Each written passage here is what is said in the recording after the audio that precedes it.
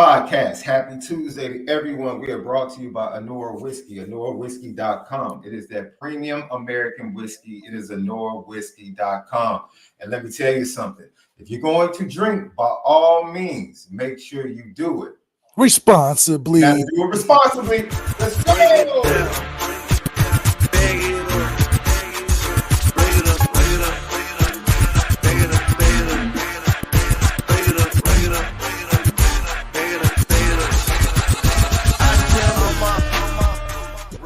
ONORA Whiskey, ONORA Boys in the building. It's game week. Stanford Cardinals come in 3:30 p.m. Central Time, 3 p.m. I believe Central Time. Woo, Lefty NBC. It's gonna be good to get the squad back on the real, actual channel rather than that streaming service that a lot of Notre Dame fans don't like. It's a lot to talk about. We're going to get into, is it all on the quarterback? Is it all on the quarterback? We'll talk about that. Inspiration from that, based upon things that happened last night and breaking news out of New York this morning. We'll talk about it. Is it all on the quarterback?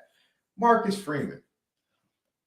We did the first half of his presser on last night. Today, we want to talk about the prep, the discussions he had about the prep, the competitions, things he said about the offensive line moving forward, things he said about his quarterback moving forward, and then the focus for his team moving forward. We'll get to that as well. And last but not least, we'll dig in on Troy Taylor and his Stanford Cardinal as they come in to take on the Fighting Irish. But Left, I want to start the show with something funny. But as we sit here and, as always, we have our text back and forth early in the morning to talk about interesting things concerning Notre Dame and some other topics. And I sat down as we both logged in, and Left is like, bro, tell him what you said, Left. Tell him what you said. I said, I love the shirt, man. I love the shirt. Looks very Black Chicano-like. The colors is popping. I almost thought you was in a mariachi band for a second. So it's funny because I'm podcast PG. I don't just say something just to say it. I'm setting something up. So a fabulous story behind this actual shirt, guys. This actual shirt. If I can get that, it is full length, right? So it is okay. Going back to my roots, my Sudanese roots. That's perfect right there.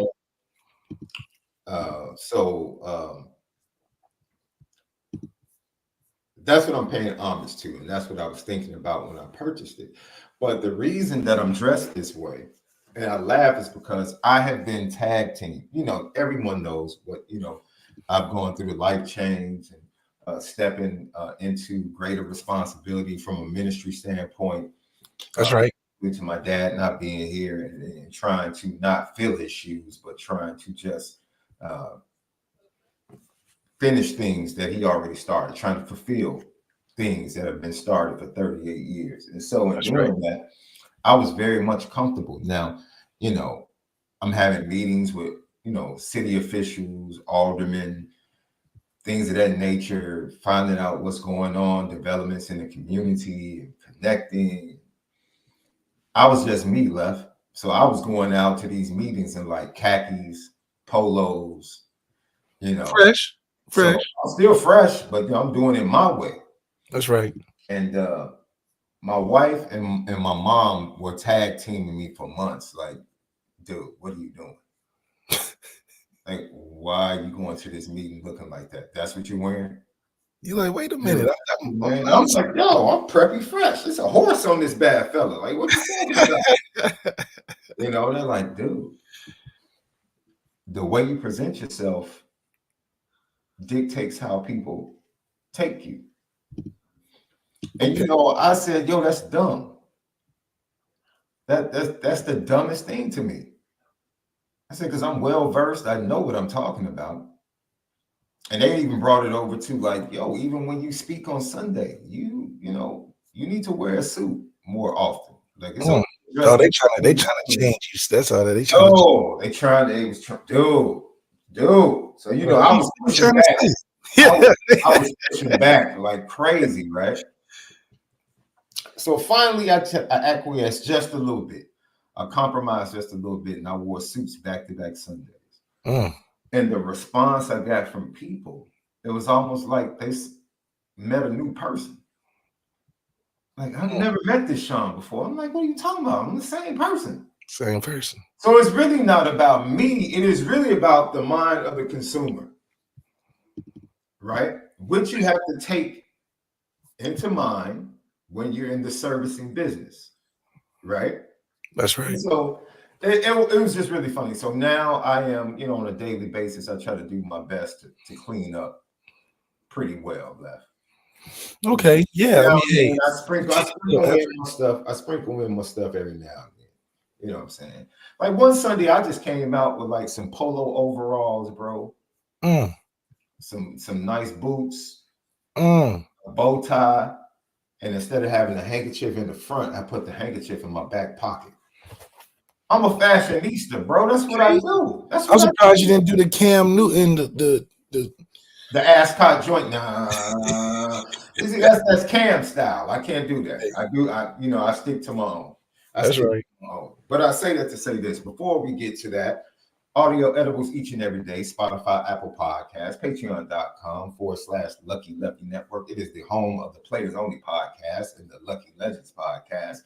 TikTok, Twitter, X, Instagram, Lucky Lefty Pod, and subscribe to us. We thank you for everyone that continues to support and subscribe on YouTube. That is Lucky Lefty Podcast on YouTube. Man, subscribe, hit the thumbs up, and then leave your comments and questions. We had some interesting comments and questions, dude, left over from last night's show, right? Because there's many people that were complaining. It was some great conversations. Made great conversation and great comments and questions, whatever. Some that were petty.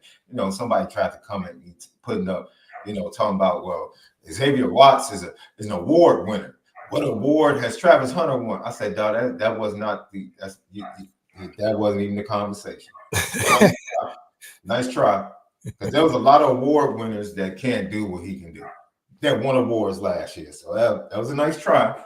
Nah. Fell short. Just a little bit. You know what I mean? That what was it? I was an old school was it Pitfall? It was an old school game. No, Tarzan. I forget the name. Where it used to be like a guy swinging on a rope and you have to jump and catch the next rope. Oh, yeah. Okay, yeah. Those the basic games. Yeah. That whole debate fell a little short. A little short. So, we're the home of the misguided passion, and we're forever committed to making sure that we spin it different. So I told that story about my shirt, Left, because we all Pitfall. Thank you. It was Pitfall. We all believe people can change, Left. We all believe people can improve. Do you believe that, or are you just saying people? I believe people can develop. Change and develop two different things. Change. I think people can change. Their outlook can change, right? Because it's about the mind, right? That's one of my favorite passages. Is when the Apostle Paul is before the court and he's being tried, and before he even gets into his self-defense, he talks to Agrippa and says, "I think myself happy." And see, I do believe that people, no matter what they're going through, have the power to view it from a positive standpoint. And that is my hope for a believer like Riley Leonard. That is my hope through the bye week, that he's had a chance to take a step back, get a better perception on the things that exist right now with his performance, the positives, some of the flaws, and to really kind of be happy about the situation, even though it's not the best situation right now. Be happy, because the quarterback position is a very infectious position. That's what I learned last night, Left. I sat there, Left, and I'm sitting there and I'm watching a guy who was cut by the New England Patriots, and the New England Patriots are flat out awful. And he comes back and puts up more receptions and more yards in one. It's amazing, left just in one game. Then he had in multiple games with the Patriots. And then I'm watching a guy for off the field reasons because he was a star drafted by the Chiefs, was a star with the Chiefs, was a star before Patrick Mahomes. He was a star with Alex Smith at quarterback, right? And he gets cut. He ends up with the Cleveland Browns, and now he's back since the injury to Isaiah Pacheco. And that's Kareem Hunt. And Kareem Hunt puts up 100 yards. Once again, back with his boys. And he's back. And I said to myself, I said, offensive football. I listened to Juju Smith-Schuster talk about it. And he said, man, it's just a very comfortable situation to come back to. Yeah. The terminology, the trust in the quarterback. You know, they would have had 7 more points if Juju didn't drop a pass on the goal line. And he had a great night. Had a great night. But he had a big drop on the goal line that led to an interception. And it made me think, Left, is everything all on the quarterback? Because then I wake up this morning and out of New York, head coach Robert Saleh, who was a promising head coach that seemed like he was turning that program around. Even when they failed him in drafting a quarterback that is no longer on the squad and is the backup for the Denver Broncos. But they went out and got a quarterback that was supposed to solve everything, love. Where have we heard that before, Notre Dame fans? Where have we heard that before? Unnecessarily, though. But yes, we've heard it. We've heard it in Notre Dame. We've heard it, right? Similar things to that. Oh, we got the quarterback that's going to solve everything. And I'm like, well, I guess they can't get rid of the quarterback, but is he really the biggest problem? And does firing him solve anything offensively?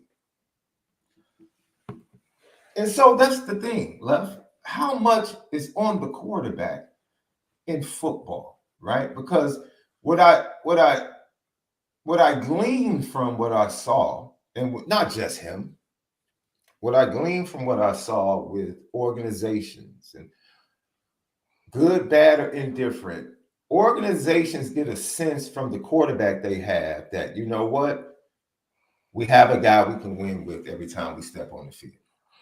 Yeah. Whether it's the Buffalo Bills, the Houston Texans, Kansas City Chiefs, Cincinnati Bills, heck, even the Chicago Bears, as dumb as they've been, and not so. Y'all won last week now. No, I'm looking big picture because the offensive line still stinks. See, this is what I'm saying. You can have blips on the radar, right? You can have blips on the radar of greatness, but eventually, the truth of the matter is that offensive line still stinks. They beat the Carolina Panthers. Who beat the Raiders last week now? And the Raiders stink. Devontae Adams wants to get out of there. They stink. But this is going to my point, Left. See, how's that offensive line going to look against Brian Flores and the Minnesota Vikings defense, though? I mean, the league will figure you out eventually. Maybe Chicago is the one that figures it out, you know? They've been trying to figure out Brian Flores for about 8 years, bro. What are you talking about? They need to hire Brian Flores, man. Stop playing.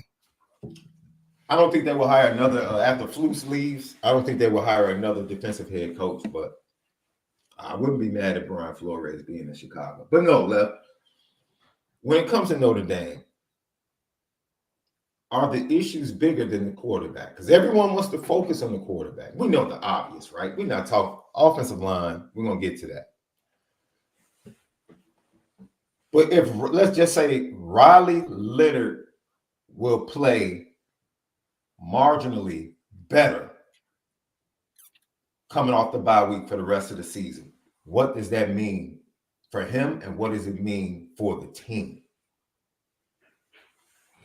Well, for him, it would probably get him in the top 10 conversation for quarterbacks right now. They got Garrett Nussmeier in front of him, Will Howard in front of him. They threw, who was the one that really threw me off? They got below average guys. Riley isn't even in the top 10 quarterbacks right now. So him playing marginally better, we ain't even got to say superstar level, just marginally better because of where he's at. The wins will accumulate and the talent he has around him. He'll be in the top 10 quarterback conversation by the end of it if he just plays marginally better, which means he cannot be – you're not going to get any credit for leading the team in rushing. That's just like the most non-helping stat, non-supportive stat to you being a quarterback that you can have. He's not going to get anywhere doing that. But, that's kind of where he's positioned himself and where the team feels like they can only do that with him in the offense. So if there's some way to switch that formula to have him be more effective in the pass game and let everybody else do their job, I think he'll find himself in a better spot individually towards the end of the season. Now, for the team, if he plays marginally better, it'll start making more sense in alignment with our defense and to what Denbrock was saying, where we can have a top 10 defense and a top 10 offense if he's just marginally better. Before we walked into this season, it was never about the quarterback because we believed the quarterback just did his job, not more, not less, just did his job. Then we will position ourselves with the talent around us to go through the schedule like we felt like we could, undefeated. Now, we've made it halfway or a quarter of the halfway to where we do feel like, okay, up until this point, it's what we expected. Maybe not from a point total margin or a point margin total, but from the fact that we got games won. NIU is the outlier, but with the wins that we have stacked, they've proven to get better over time. Those are great wins that are looking to be even better wins when it comes to playoff conversation. Now, they still have to hold up their end of the bargain, but we have to still be able to continue to beat teams that have been impressive at spots during the year, like a Georgia Tech, like I'm not going to say Florida State, but don't we play Syracuse too this year? No. Okay, but the Armies and Navies, those are teams that have come onto the radar as formidable opponents that will add good credit to our report card. So it is going to be interesting to see how we come out of this bye week with teams that are not threatening. They may not be the big bad boogeyman on the schedule, but there's teams that are quality wins we can get. But the quarterback play is going to determine the direction of where we head to getting towards the end of the season and then getting in the playoffs. So it's got to be stages of Riley, right? First 5 games, okay, you warming up, getting the knack of it. Bad feet, bad ball, bad eyes.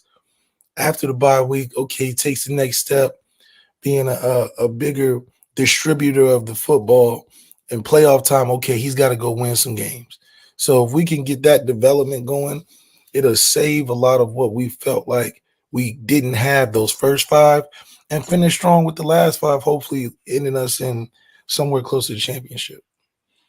It's funny you say that because I looked at Patrick Mahomes last night, Left, and we point back to just the confidence that he has that permeates throughout that team. And I think it's rare that you have this because they have the same type of alpha male mentality on the defensive side. Have you ever seen that in college or the pros where you have a defensive player and an offensive player where the units know if this dude plays, if when we need a play, he's going to make it. Like Chris Jones was it was funny because they said Chris Jones has been quiet all night. Yeah, and as soon as they said the next 2 plays, he just wrecks. I was like, yo, it was this scripted. It's something about it. And then how they talk about like the kicker. They said the kicker hasn't missed in 3 years. He missed the kick. He missed the kick. Shout out to Blake Grupe. He missed that extra point last night, but he's been good for the Saints. He's been good. Where's he been at Notre Dame? Yeah. But it was funny hearing that because I was like, yo, that is such a rarity to have. I think Notre Dame is probably 2 guys like that away from really being a championship team, bro. It was like, that's a rarity. Like, those I don't know. Guys are still far in between, though. It's like, I mean, they're rare. Yeah, On both it's sides. still Yeah, hard to do. Like yeah. getting a Jeremiah Smith, even if we were to be an 11-win team this year, still would be hard to recruit in Notre Dame. Mm-hmm. But if we got one of a Jeremiah, I mean, will we know what to do with a Jeremiah Smith? I think that's the question. Could we handle a recruit that highly talented? Put them on the field. I mean, what else? It's certain people, you know, the old adage, like, you know, the coaches just have to roll the ball out. They're like, yeah, certain talents where you literally just have to. But who have we? I remember The only Doug person Collins. we Doug only do Collins, that on defense. We only do that on defense. Doug Collins famously in the '88 playoff series semifinals against the Pistons. And was like, yo, Doug, what was that last call for Mike at the end of the game? Give Michael the ball and get the hell out the way. Get the hell out. And it was famous. He's like, man, what was the call? I'm like, man, Hey, get the watch ball, out. Get the ball to Mike and get the hell out the Watch way. out. And that is, let me tell you something. I got Roosevelt. I'll give credit, bro. There is something infectious.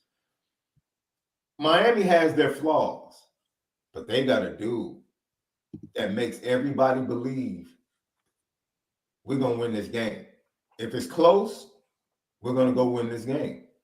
And that matters. Like that confidence, to have a team full of people filled with confidence in that guy, it matters. And that's why I hope Riley Leonard can come out with a different mindset, not so much focused. Technically, you want to be sound. Technically, you want to hit wide open receivers, right? Good feet, good eyes. I want him to have all of that. More than that, I want him to have the right mindset coming out. All right, the first 5 games are what they are. Are what they are. You have to be a source of confidence for this offense, bro. Yes. I understand the tackle situation. I understand that. Nobody wants to hear that. We want to see you make that a good situation. You have to be a source. Patrick Mahomes has 2 terrible tackles right now, bro. He won the Super Bowl. Wani Taylor is not terrible. 1 game more. Wait a minute. You talking about the left tackle? He's the backup. What are you talking about? 74 is not bad. Left. 74 led the league in false starts last year, bro. Okay, he's just doing it. He's getting off on the right time. He's just trying to get off quick. Can we just say they're not elite tackles, bro? He's trying to fight my point. He's definitely. You're definitely right. He don't have the best tackle he had is currently playing left tackle for Joe Burrow. Yes, Orlando Brown. He's not there anymore. Okay, then. Can I finish? Can I throw the oops? Can I keep throwing the oops? I just had to help my dog Wani Taylor out. He's not bad, man. He's cool. He's a great pass receiver. He can catch touchdowns. There's a reason he lost to a rookie for the left tackle. That is the reason why. That's my point. My point is, no matter what happens, injuries, you still have to be, as the quarterback, one of the sources, along with the head coach. You have to be one of the sources for the mindset that we're going to win this game, no matter what we go through. Whether it's turnovers, penalties, no matter what happens in this game, I got y'all. We're going to win this game. Absolutely. And that's a great feeling. That's a great feeling to have for a locker room, bro. That's what Kansas State has with Avery Johnson. I feel like. Wait a minute, dog. He ain't been through nothing. He's about to go through something. No, I can't wait to see this matchup. Oh, yeah. He's about to go through something this week. We don't see. Well, he played good last year, too. He played good last year. I think they had the confidence that if he's on, they'll be a victorious in the game. I think they have a lot of. I mean, he's out there running, throwing. He's doing what we expected Riley to do. I mean, defensive backs, they're a little suspect. That's all. Kansas State. Oh yeah, they're a little suspect. This is gonna be a fun game. It's gonna be a fun game. It's gonna be a real fun game. Is it at Kansas State or where is it? I think so. Yeah, Colorado's got to get ranked eventually. This is getting ridiculous now. It's gonna be a real fun game, bro. It's gonna be a real fun game. Really fun game. Yeah, it's gonna be a tough week. Ohio State's playing, Kansas State's playing. It's every week which is why I do like how they realign some of these conferences. Is because you're not gonna get the middle of the road teams too often. You hitting conference play in week 3.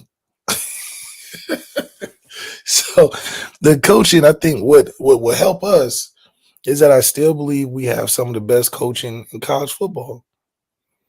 That they'll figure it out. They'll get something of a game plan to keep us in the game.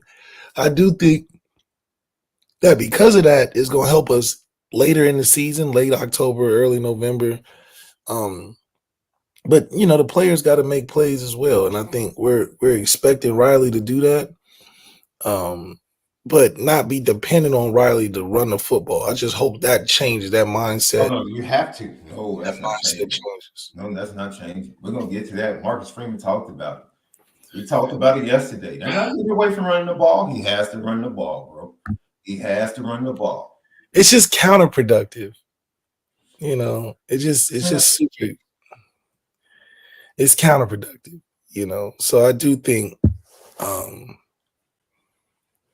you have to force the change in order to see a different result. Because if we just trudge along doing this, he has to run it. Like, what makes him have to? You got a running back room full of talent. You got receivers that can even run the ball if we, do enough jet sweeps and, so it's like it's a frustrating thing to think about. We have so much talent and one guy's doing everything. One guy.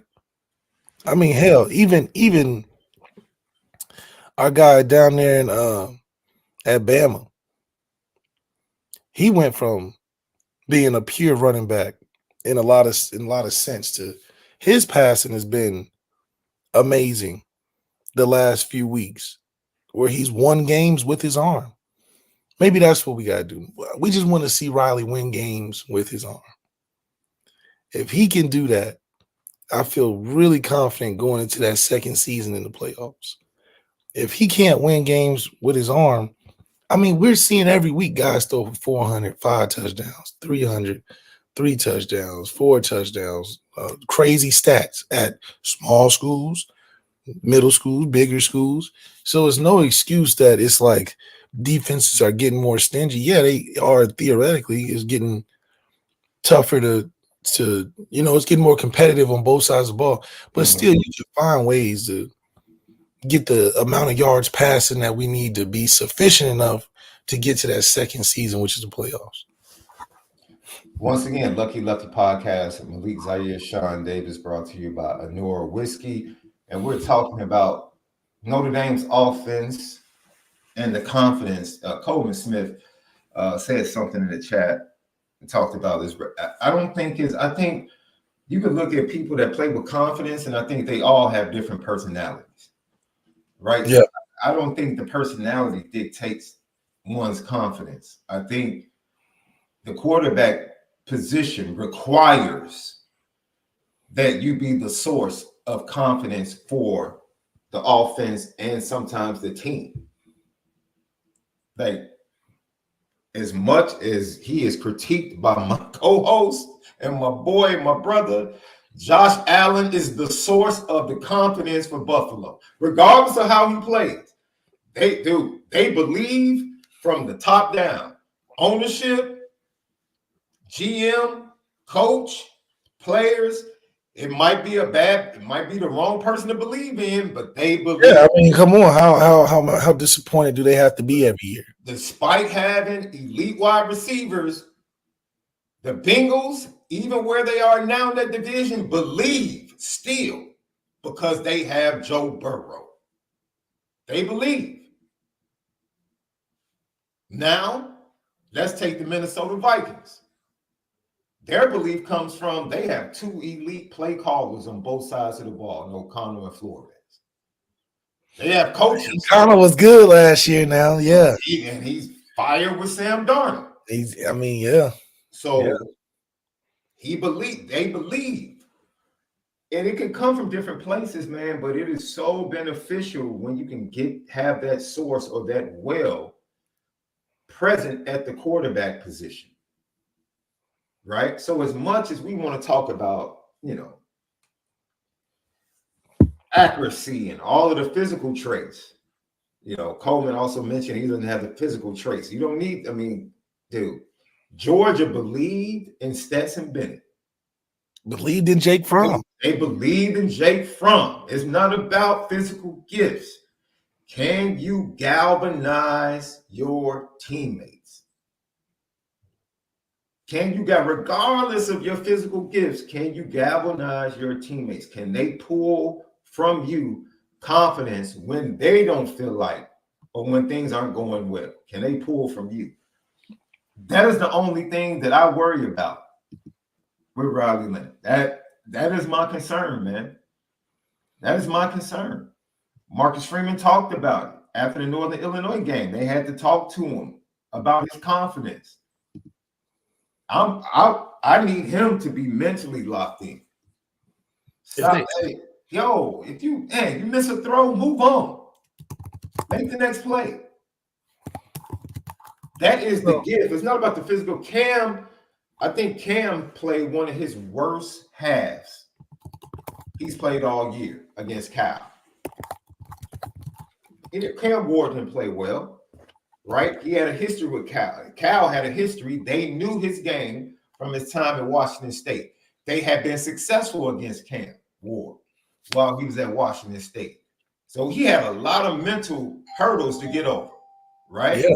But he found a way, Left. He found a way. With a bad defense too, and I do think that those are the type of plays and that's the type of mentality that you need at the quarterback position when it comes to a resiliency. Yes, this particular team just has an edge on you. They got you to a T. They studied you. They know how you play. They know what you like, don't like. But even with all factors included, for you to still be able to reach above that level of expectation and win the game, regardless of the feat it takes to do it, just shows how special of a player you are, but also the confidence that you can instill in the rest of the team, because the rest of the team knows. The rest of the team is not unfamiliar that you're in a position where, like we were with Sam Hartman at Clemson, where Sam Hartman has never won at Clemson. He never won at Clemson. So going into the game, Sam Hartman has to play beyond that level that he did when he was at Clemson losing games. And we didn't achieve past that success. I think a lot of it was confidence. You saw how the game went when we had opportunities to score and Sam didn't convert or didn't get quite the play that he wanted to, or threw some pick sixes. Those are the things that in those moments, because the season is built in moments, and in those moments, those have to be accomplished by what you bring them in for. And that's why I think goals and expectations are so important, is because, it's still, for instance, talking about Cal and Miami, it's still Cal. Miami's hot. They're the talk of the town. But Cal has their number, no different than how Pitt had Notre Dame on the ropes for so many years. How Purdue had Notre Dame on the ropes for so many years. They made all those games tough, even though Notre Dame was still the better team. The game plan was already set and cooked by those teams to make it challenging, but we still found a way to rise above. So Cam, that's a easy game for Miami, hard game for Cal. Hard game for Cam. And no different than when Sam had that expectation. Never won at Clemson. We all know that. We walked into Clemson as the better team, but we didn't get that instilled confidence from Sam to take us over the top, to change that narrative that you've never won at Clemson, because the confidence was wavered. Once he started throwing them pick sixes, missing touchdowns in the end zone, overthrowing, underthrowing, the team didn't believe. The team knew they were better. But when they start seeing Sam, the leader, not play at that confident level that they need him to play, you got the other teams running for 300 yards or something crazy. You got Cade Klubnik doing things he ain't done all season. Yeah. It's a momentum thing. So that just shows you the talent and the confidence of how it can either waver your team or put your team over the top. And for a guy like him who started hot, got all the things going his way, it was still a tough game because Cal got his number. Mm-hmm. But he said, you know what? I got to put the team on my back on this one. And I don't care if they got it because I'm going to play better than what the formula is on me. And he did that. Now, was it pretty? No, but he got the job done. And so that's what we need to find in that confidence in the quarterback position where, yeah, Sam, you've never won at Clemson. You probably, in fact, never got close. But you with this team, and this team needs your confidence. If you just do that and do your job, everybody else around you will support that. And we've seen what it looks like when it happens, and we've seen what it looks like when it is not accomplished. I'll give you a great example. It might not be apples to apples from a skill set standpoint. So I feel free to jump in on this. Let me tell you something. The confidence in what Michigan was building under Jim Harbaugh went to another level when JJ became the quarterback instead of Cade McNamara. Yes. Because the team felt like Cade McNamara won games. But it just wasn't that. It wasn't they didn't feel like, okay, the big game came, Cade was going to do it. JJ McCarthy, 63-2. You saw Cade McNamara on the field against Ohio State Saturday. Jim Harbaugh made the right decision. Oh my God. It is about, that's why the position. So when we ask the question, is it all on the quarterback? No, we understand the offensive line, play calling. It's a lot of things that affect the play of the quarterback. But it's one thing that the quarterback can control, that no matter what happens, his mindset and his leadership ability has to be the stabilizing force. I mean, look at Shedeur. That's just greatness. Shedeur's confidence never wavered, regardless of the criticism, regardless of losing the games, regardless of winning the games, regardless of how people viewed his post-game interviews. His confidence is what keeps him in that pocket of greatness because there's no quit. I mean, if you're able to throw Hail Marys to keep your team in the game, that's just a total confidence thing. Confidence that your teammates not giving up, confidence that you can still make those plays when the chips are down. That has nothing to do with a physical talent on the field. And I think his confidence stemming from his dad is also why they are so successful when most people feel like they shouldn't be. And it just is no different. We're just missing that we just having that disconnect from the Marcus Freeman confidence in our quarterback. Deion's confidence in his quarterback, his son, is synonymous. They speak in the same language. They talk in the same way. They on the same page. They got the same criticisms talked about them, but they got the same things that are highlighted about them as well. Marcus Freeman started the season confident, saying the right thing, excited about it. I haven't seen him come out with energy that he did with Texas A&M since Texas A&M. But then you look at the quarterback, hands in his pockets, gee gosh, Willikers, whatever, that whole, leave it to Beaver attitude that he has. It doesn't align with the head coach. So then when the head coach comes back and it's like, we winning games, but dang, man, I just, he's still dying on the Riley Leonard hill. But where's Riley Leonard to support that? So I do think there's a synonymous thing that has to happen between the quarterback and the head coach. You see it grow with Cade Klubnik and Dabo. Was their relationship as strong as him and Deshaun's or him and Trevor's or him and Taj Boyd? No, but Dabo never gave up on him. And he also developed him. He had some years. And, that was the hill that Dabo decided to die on. But at the end of the day, that's what's carrying Cade because his skill set is still the same. Mm-hmm. Let's be honest. Did he really get that much better skill set wise from last year to this year? No. But the confidence that Dabo has instilled in him over those 3 years is starting to show. He's starting to play more confident. He's on the sideline, riling up his guys after touchdowns and being engaged on the team. That's only coming because the coach has instilled the confidence. He believes in it, and they're on the same page. When you get to the smiling Riley, mm-hmm. That's not aligning with Coach Freeman, who's getting mad at Don Shula. And I have no problems with the smile if I knew confidence was behind it. It's not. And that's what is confidence is behind it, and it was just like you smiling like, all right. Yeah, that's different. That's something that the the team will respond to where they'll rally around him. Mhm. You see Riley's go up to the sideline, nobody coming up to him. Coach may be saying something in passing. He out there just staring at the jumbotron. What you staring at jumbotron for? It's defense time. Go talk to your guys. Go sit on the bench. Go get some water. So I do think that his sideline non-confidence doesn't help him on the field either. Yeah.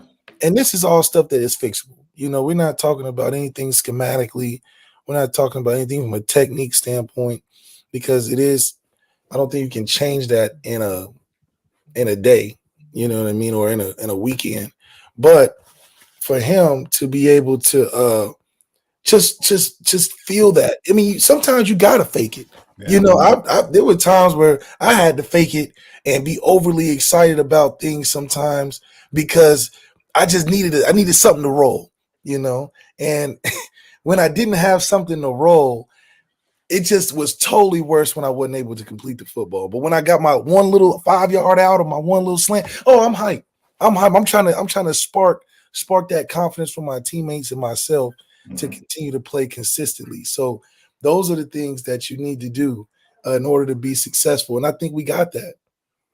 Lucky Lefty podcast. We can talk about Marcus Freeman. Not breaking news. I reached out to a young man. I'll be reaching out to people that I feel like Notre Dame is going after in the 2025 class as far as replacing Deuce Knight at the quarterback position. I just got it confirmed via text with him, and I believe Tom Lloyd just dropped the story as well.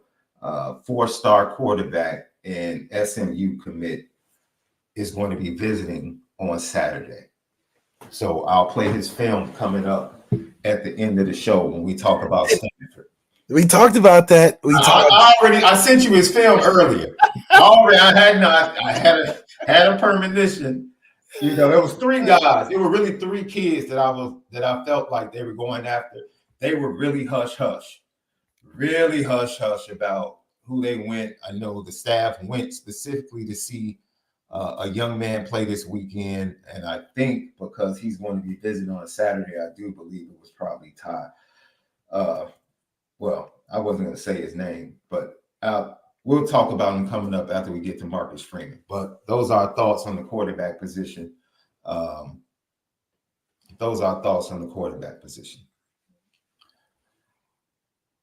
don't care.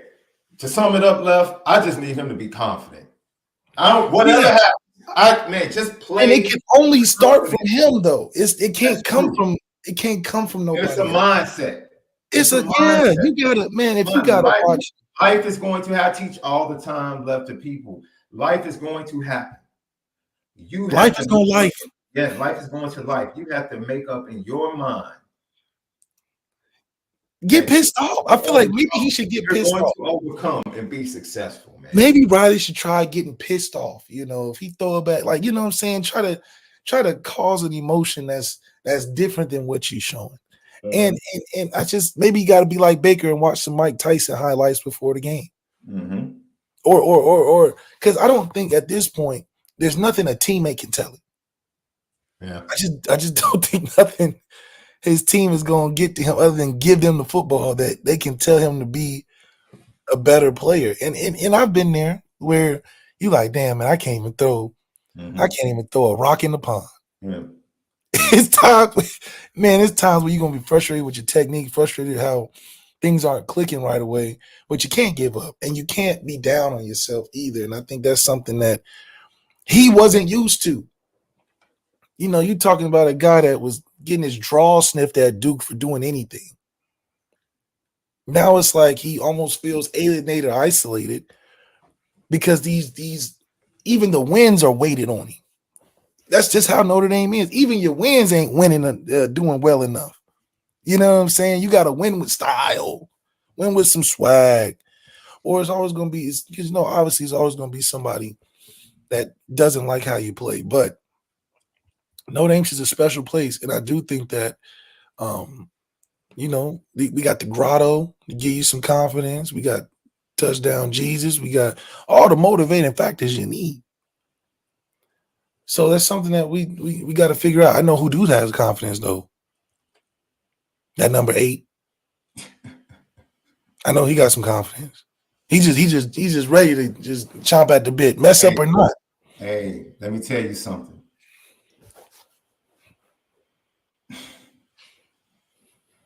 I'm not gonna. Hey, I hope he recognizes the opportunity. That's all I'm gonna say. I hope he recognizes the opportunity in the door that has just swung open. That's what I hope. That's my hope. Yeah, he sees it. I just want him to go grab it. And go grab it. That's absolutely. Go get it. Because if you don't, things happen fast at Notre Dame. You think you're in position at one point, and you turn around, you be like, I'm on my way out. So Marcus Freeman talked about, let's talk about Jordan Clark, who's had a fantastic season left. And Marcus Freeman was asked about that personal foul against Louisville and keeping the team first, right? This is what he had to say. You got to put team glory in front of yourself. And Jordan Clark would be the first one that tells you, and it's tough. Sometimes people test your manhood,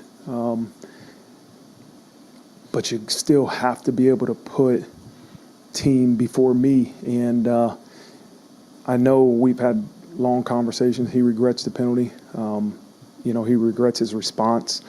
Nobody's worth 15 yards. And it's a challenging situation to have to do that, right? I think we're all innate selfish people. I think we're all naturally that way.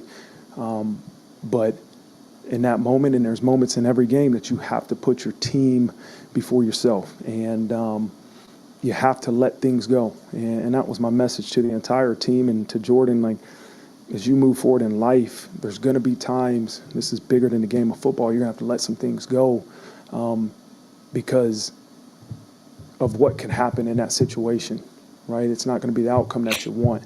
And so I thought it was a great teaching opportunity by a guy that cares about the team. He does. And he had just a selfish moment. He knows that, but love him.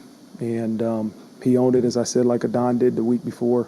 You owned it, but we got to continue to learn from it. But he has to understand that football is just a reflection of life, that in times you're going to have to let some things go and put maybe the greater good of your family, your kids, your wife in front of yourself, because what you don't want to do is make a decision that's going to negatively impact a lot of people.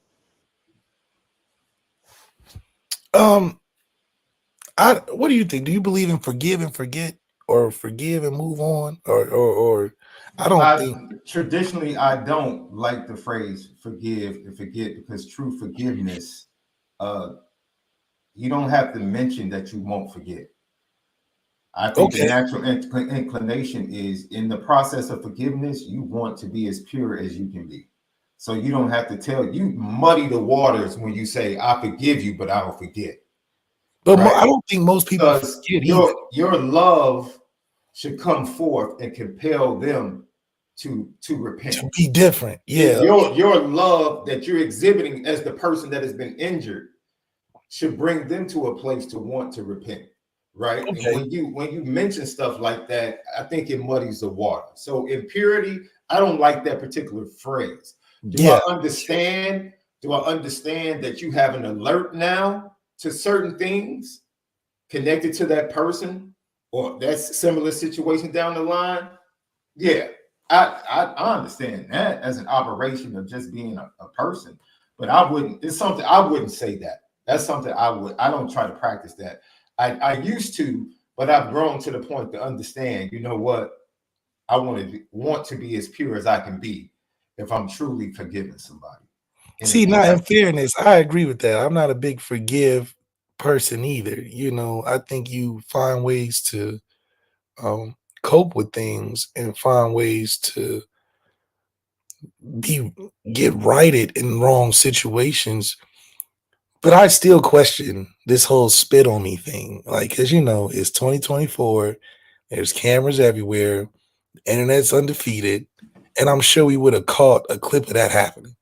I'm not saying it didn't happen. I'm not gonna say he's lying or anything. However, I do know that just about everything gets caught on camera. And I know his dad.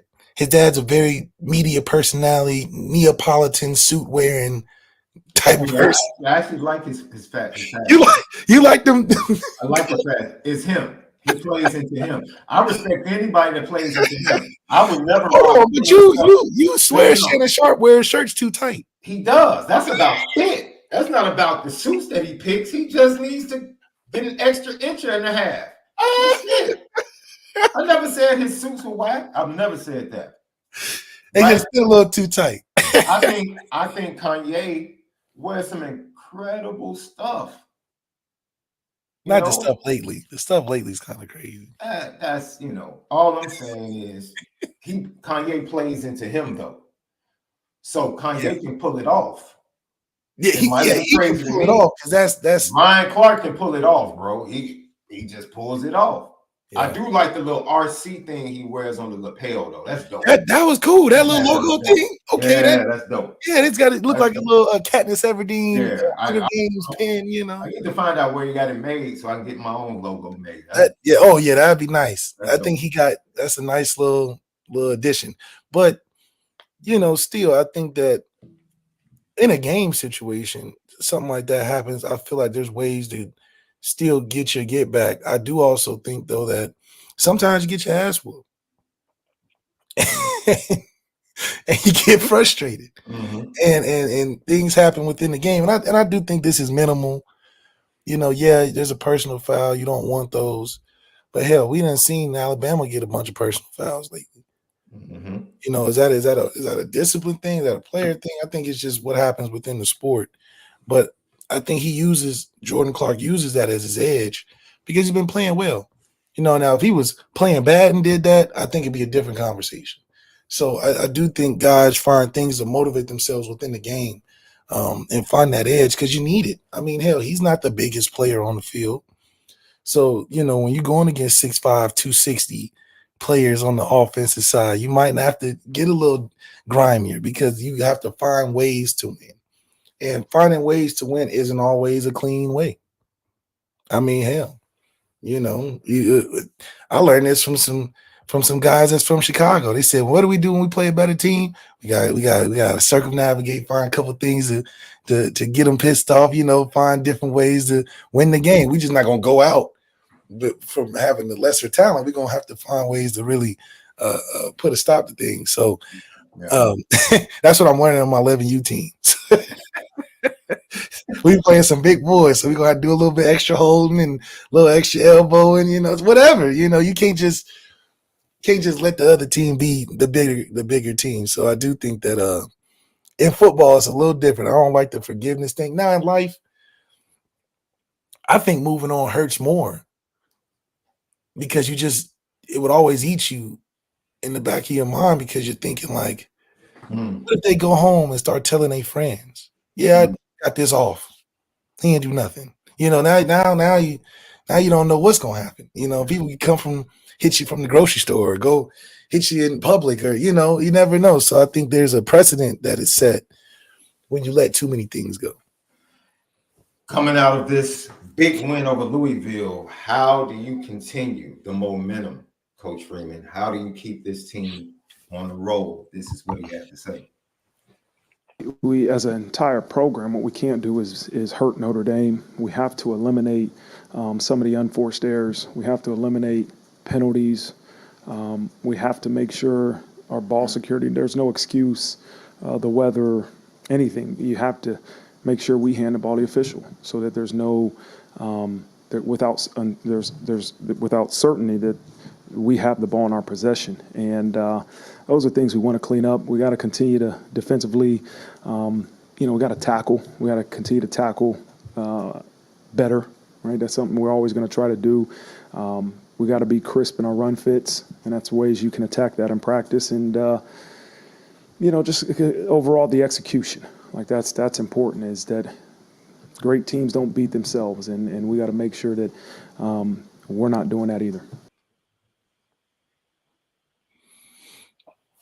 Yeah, I believe in not beating yourself.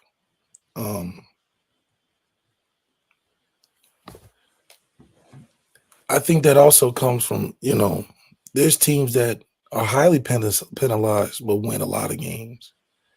So I think when you're going through things, some of that's got to be built in. If that's your team personality, being physical, being tough, mentally, physically strong, some of that's gonna be built in. Where you get, like, when we had Jerry Tillery, we knew, okay, he's gonna get one or two. It's just what's gonna happen. A young Jerry Tillery is just gonna get one or two. We already put it in the game plan. We gonna we take it how it comes. To it gonna get one or two. It's just what happens. And I do think that it goes back to the confidence and what it happens when the team around you is affected by it, and they see you going above and beyond, putting the effort out there as, sometimes the best player or whatever. All those things factor into the team chemistry of things. So, yeah, you don't want to beat yourself, but at the same time, you need a little swag. You need a little intimidation factor, because clearly, or apparently, we're not getting it from the stadium and the glitz and glamour of coming to Notre Dame Stadium. So there's got to be an edge that's created on one side of football or the other. When he talks about all of those things, and John Massey, I understand the frustration, right? A great drinking game would be play Marcus Freeman's press conferences and drink every time you hit a word execution. Oh, you'd be drunk before the end of the first. Oh, dude. Because I don't know. I think our guy Whitaker got to ask him, what do you mean by that? What do you mean by execution? Because what is, I know what the definition means, but what does it mean to you, Marcus Freeman? This is a staple that you love to say. What does that mean? Oh, man. Oh, wow. I'm all for this. Lucky Lefty podcast. Longtime listener Jay Grizz just put this request in, and absolutely, Jay Grizz, you have our thoughts, our prayers. Last night's show, we gave a moment towards the end of the show to send out our thoughts and prayers to everyone along the East Coast and the Southeast in the path of Hurricane Milton after Hurricane Helene.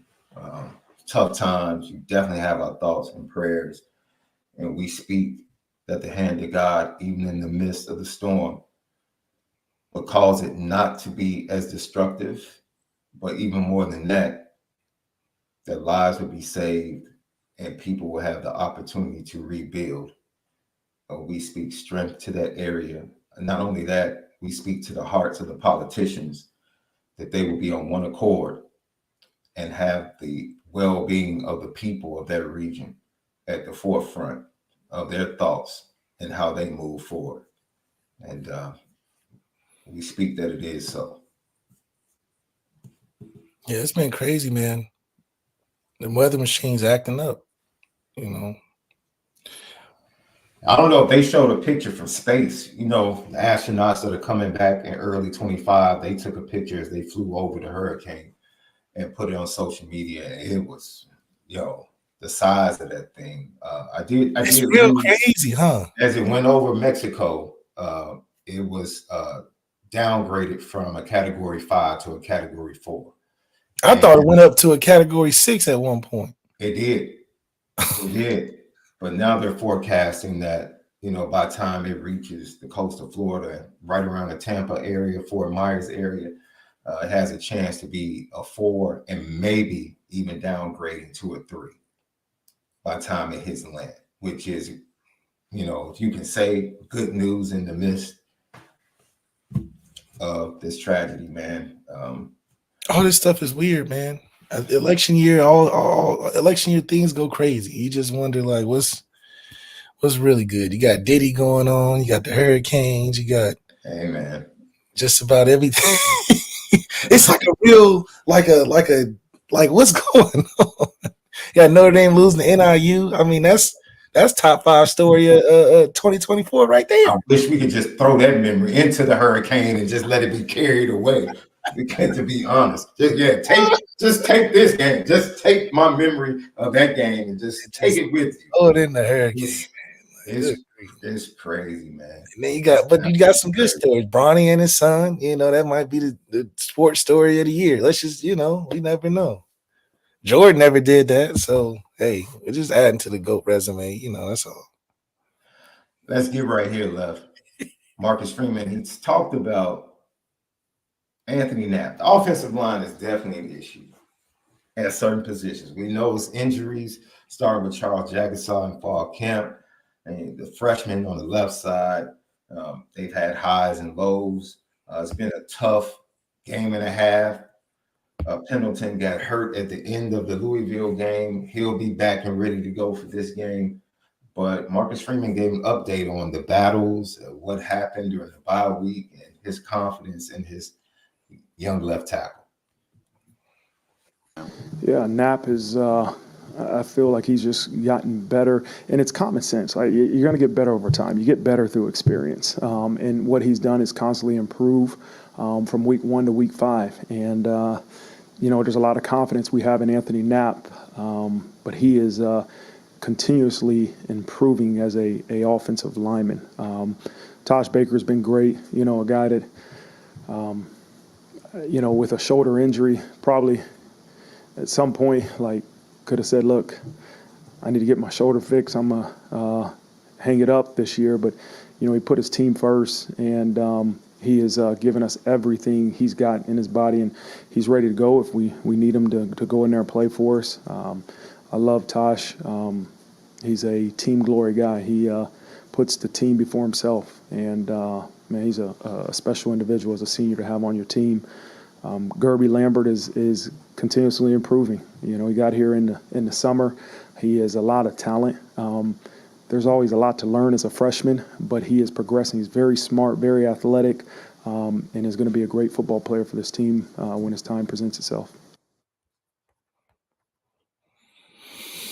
Those type of the team guys you need, guys that do whatever it takes to help the team win, and you need a nice core of 10 or 11 guys like that. And we would love to see Tosh come back, and those are the type of players Marcus Freeman recruits. We usually recruit guys that are team first guys, and I think it all plays into the scheme of why we can be consistent every year and not have, like you said, there's huge differences in attitude for players on teams with this NIL thing existed. And it becomes more apparent from the celebrations, the response when they lose to stuff. Body language, all of that. We saw it in the first game with Brian Kelly. Yeah. What Brian Kelly say after that first? He said, "Man, we thought we won already." I knew it was gonna be a long season with Brian Kelly. First game, he's like, "Man, we gotta do something because these boys are just way too, social media driven and me first type of." I'm not gonna say me first, but they doing a lot of things where structure that Brian Kelly's used to, Cincinnati teams, his early Notre Dame teams, that it's a different culture where he's at. So that's credited to what's going on the college football landscape, which makes it a tougher ask for coaches to be who they are and hold that same type of discipline. That's why Nick Saban quit. I'm not about to be, second fiddle to these NIL players with these ridiculous requests and these ridiculous asks that have nothing to do with football, So it's just a different type of game, and I think that is also why you see the leveling of the playing field. It's just not a dominant, so-called dominant culture that's football first. I think it's just a collection, and it's complex, and there's many different things that it takes to be that number one team. And so, there's no undefeated teams right now. Shit. So it only tells you, it's almost like college basketball. It's number one teams during the regular season don't even matter. Yeah. It don't even matter. I don't even know why they play so many regular season games. They just play 15 to 20 and then get straight to the tournament. Make it double elimination if it was good, Well, you got to make that money back, baby. All the money they're spending, they have to make their money back. That TV contract is something else too. Because if anything, it's the heavy gamblers that make college basketball playoffs what it is. So if you double elimination and just keep it tournament style, play in season, that whole thing, I do think it's a money grab anyway, but it'll make it a little more competitive, but it just changes. Even we haven't seen NIL affect basketball just yet because the season hasn't started yet. But I'm sure there'll be a great can make the locker room a little. But that's different because it's only 11, 12 guys on the team. Facts. So that's even way different than Right. a team of 105 or 74. So we don't know how that's going to affect, especially with social media and all that. Yeah. What is Arkansas going to look like? What are these teams looking like? I think Arkansas will be fine. I think college basketball is built about players that you are coming out of nowhere now. I think what you're saying, Love, is you either have to go all in or you have to find a way to partake. Like, you can't be Dabo and just be like, well, we're going to suffer for 3 seasons, but eventually all of our kids are going to develop and we're going to have a really good team. Because that's basically what he waited for with Cade Klubnik. Like, we didn't go to the portal. We just developed our kids and now we're good. But then once Cade and the kids leave, we have to go through the process all over again, right? Then you have Florida State that's just like, hey, we're bought in. We are a transfer portal team and program right now, along with other teams, right? And that's negatives and positives to that. And then you have Georgia that will take a few here and there in the portal. Alabama would take a few here and there in the portal, but mostly they're 80% recruiting. Ohio State's, until this year, was probably 80% recruiting until they went and got one of the most lucrative NIL classes, transfer portal classes, and portal history. So, but at the end of the day, as a program, you have to establish what you're going to be. You have to establish that. And Notre Dame is pretty much going to the portal for defensive line help and quarterback help. Well, those are 2 positions where if you can find a dude, it can be a game changer. And like you said, we're 1 or 2, maybe 3 impact players away from us not feeling, I think, not having that anxiety going into games. Florida State went and got, in back-to-back years, they get Braden Fix and who was the other kid they got the year before? Oh, from Dayton. Number 5. He's from Ohio. Yeah, he's from Dayton. What is his name?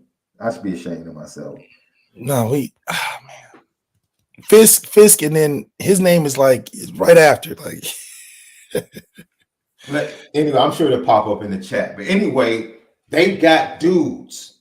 Jared Verse. Yes, thank you. Jared Verse, yes. They got dudes. Like, if you're going to go to the portal at those positions, then they were able, we talked to our earlier conversation before we move on to the visitor for the Notre Dame game in the 25 class. He's going to be coming with, it's going to be very interesting. I'll tell you who he's coming with, another kid that I spoke to. But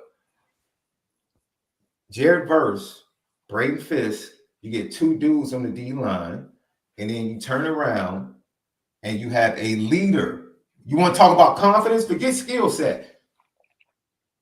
That quarterback wasn't a first-round pick, but the confidence in that Florida State team and the confidence of everyone else outside and how they viewed Florida State flowed through the quarterback. Yes. Travis he wasn't the most talented quarterback. He wasn't the most accurate quarterback. But Travis was the source of confidence for that entire Florida State team. And they had dudes on the defensive line. Yeah, dudes. So for me, that's what I would love to see from our quarterback moving forward. Be that guy. Be that source of confidence that no matter what happens. And the only thing that takes that away is if you're injured. And we'll worry about that. He got injured, yeah. And he got injured. And everybody's view. Terrible after right. And look, the defense still played because they had dogs on defense. So they held up. I'm not talking about because Fisk and Verse didn't play in the bowl game against Georgia, so I'm not. We're not. Yeah, we just saying after that injury, they definitely were more holding up. They look like us. Hell, they look exactly like us. Absolutely. So, Marcus Freeman, we're right with you. The fan base, I understand them not wanting to hear execution. He talked about Stanford. This is what he had to say about Stanford. Stanford's offense is multiple. When Troy Taylor has his trigger man at quarterback, can you talk a little bit more specifically about some of the issues that his offense creates? Well, I think I have a lot of respect for him as a offensive play caller. As you look back at last year when we played them, we knew they were a unique offense in terms of what they did. You'll see a lot of stress put on a defense based off motions and shifts and formations, and they did some unique things in last year's game where they gave us extra wide splits, and so I think he's a creative offensive mind. But they utilize different personnels. They have some injuries, so we're not 100% sure what we'll see. They probably were a majority 11 personnel team as you go into the first couple games of the year, but they've had some injuries. And so, will we see more 12? Will we see 13? Not 100% sure, but he's a creative play caller that will put a lot of stress on a defense. They got one player, bro. Hey, Coach, I love Coach Freeman, boy. He's from the school of Lou Holtz. He's going to talk up every team they face. It's different. Al Golden does it differently, though. Al Golden does it like facetiously. It's like, that's facetious. I think Marcus Freeman tries to be too genuine in boosting them up, which makes it like, don't be talking like they ain't that good now. It's funny. It's funny. You're right, man. That's a good point. Yeah, but I do think Marcus Freeman is getting the hang of being a more coach media, personality where he's saying the right things. He's not just off the cuff like Gundy over there at Oklahoma State. Who he's. I mean, after 20-something years, you can say what you want to say. Like he's been there that long. He said, "How you gonna punish him? I'm just keep giving him the ball. Like we gonna see." We're gonna punish him by giving him carries, and hopefully he learns his lesson. Right. Which I think that's why I laughed last night on the broadcast, and they said, Andy Reid was worried about Kareem Hunt being sore after last game. Like, so you give him 25 carries? Like, what? You worried about him being sore? You give him 25 carries? That's what you do? Like, oh man, that's awesome to hear. But I do think that that's what Marcus Freeman needs. I mean, he just needs to continue to be the coach that he is in the offseason. If he can marry up being the coach he is in the offseason to the end season, I think we would have, he would have more of a Deion effect. Mm-hmm. And when I say Deion effect, not as boisterous, but also be able to just gain and garner that attention that I think we still deserve. I think a lot of focus has been put on things that, like the Riley Leonard thing, I don't think that's helping us necessarily, but still, I do think that Marcus Freeman is still a good coach, man, and we have a long season to still change the narrative. All right, Lef, let's talk about it. Two very interesting visitors will be coming to view the Notre Dame Stanford game on Saturday. One is a 25 quarterback, 4-star. One is a 4-star wide receiver, and they both just happen to be commits at the same school currently. They both happen to be SMU commits, but they both will be on campus for the Stanford game. And one of the interesting guys is none other than 4-star quarterback Ty Hawkins, who is the current starting quarterback for IMG Academy. Left, you watched this film. Let's check it out a bit. You like his backup better. His backup, no one player in the country. That's what we need to be focused on. But I like him because he's explosive. I like him because he does what's necessary in terms of the electric. The electric factor. He's electric when he's on the field. A guy that, you know, if the game ever gets stale, he can pull out one or two of these plays where you're like, okay, get the team back on track, make it exciting football to watch. He has a good arm. A lot of the things that we like about, you know, I think a lot about the Arizona quarterback. Now he runs a little better than him, but you know that stature, he's throwing it down the field. He's giving his players opportunity to make plays. It's a fun watch. You know, his athleticism is there, and you know, there's a reason why he's out of school like he is. So I do think that uh, this is a nice change up to what we have in the room already. You get a little bit of different variants of talent where he can throw on the run, make some plays with his feet. He can throw the ball deep. You know, you get some quarterback design runs just like you do with Riley, but this is just a different athlete. Whereas you got a guy like Kenny who's all about touch and levels of football and getting the ball out and being a good arm and accurate. I think having this variance helps push the competition in the room, but also you get options. You know, where you're not having a two platoon of quarterback. You got a quarterback can actually do all in one. And if you don't like that, you get a different style and do it with him. So I think this is more of a Denbrock pick. Somebody that, you know, you look at our roster when Denbrock was there, it looked a lot like guys like this. You get Tommy, you get a lot of guys that look like Noah Grubbs. So if we're getting back to 2015-16 recruiting, this is a perfect pickup for a guy like Denbrock. Denbrock knows how to coach guys of this talent caliber, and we're going to be in a good position. I already know. I like the kid. He's 6'1", 185. But if this is your fallback, off Deuce, all right. You can still win. He looks like he got all the swag you need. Anybody wearing quarterback and won in high school got some talent, you know. So talk to me about, he's very calm in the pocket, it seems. And of course, he's not under a lot of pressure. But it's just watching him, he's very natural in the pocket. His movement, the feel of the pocket, his presence in the pocket. That's what stood out to me when I watched this film. Like the spectacular plays like this, that's fine. But his presence in the pocket, the ability to stay poised, that's something that, especially with Riley Leonard, we talk about wanting him to be able to move left or right and keep his eyes up and down the field to be able to make plays off schedule. He's very natural. Yeah, I mean, he's one of those kids that have mastered the pace of a high school football game where he's in control of everything. He's got great poise. He's not fluttered. You know, that comes with experience. It comes with been doing it for a while. So you almost cap out of this level of talent because on top of that, you got a good offensive line. So it's not like you're back there running for your life. You can develop your game in the right way. And that also comes with great coaching. You know what I mean? When you have a great coach, put you in good positions, you can develop in a way where you can play more free. If anything, he looks like he's playing free. He's not out there panicking or indecisive.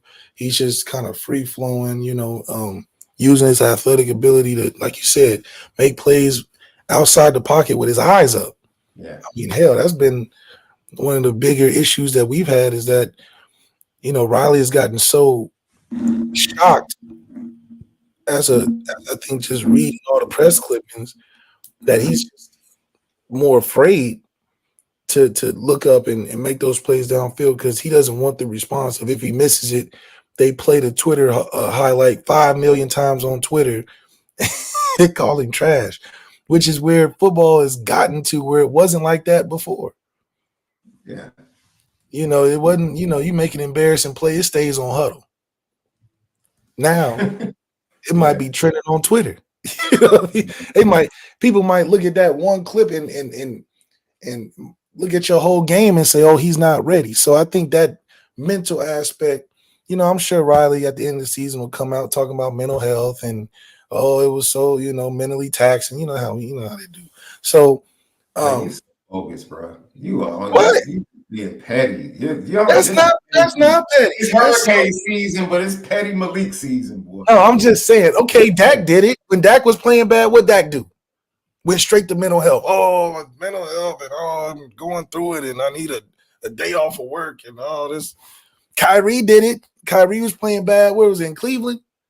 Oh, mental health is a serious thing. Guys don't understand. Then he got traded, and then we never heard of it again. He ain't said when he went to the playoffs with the Mavs.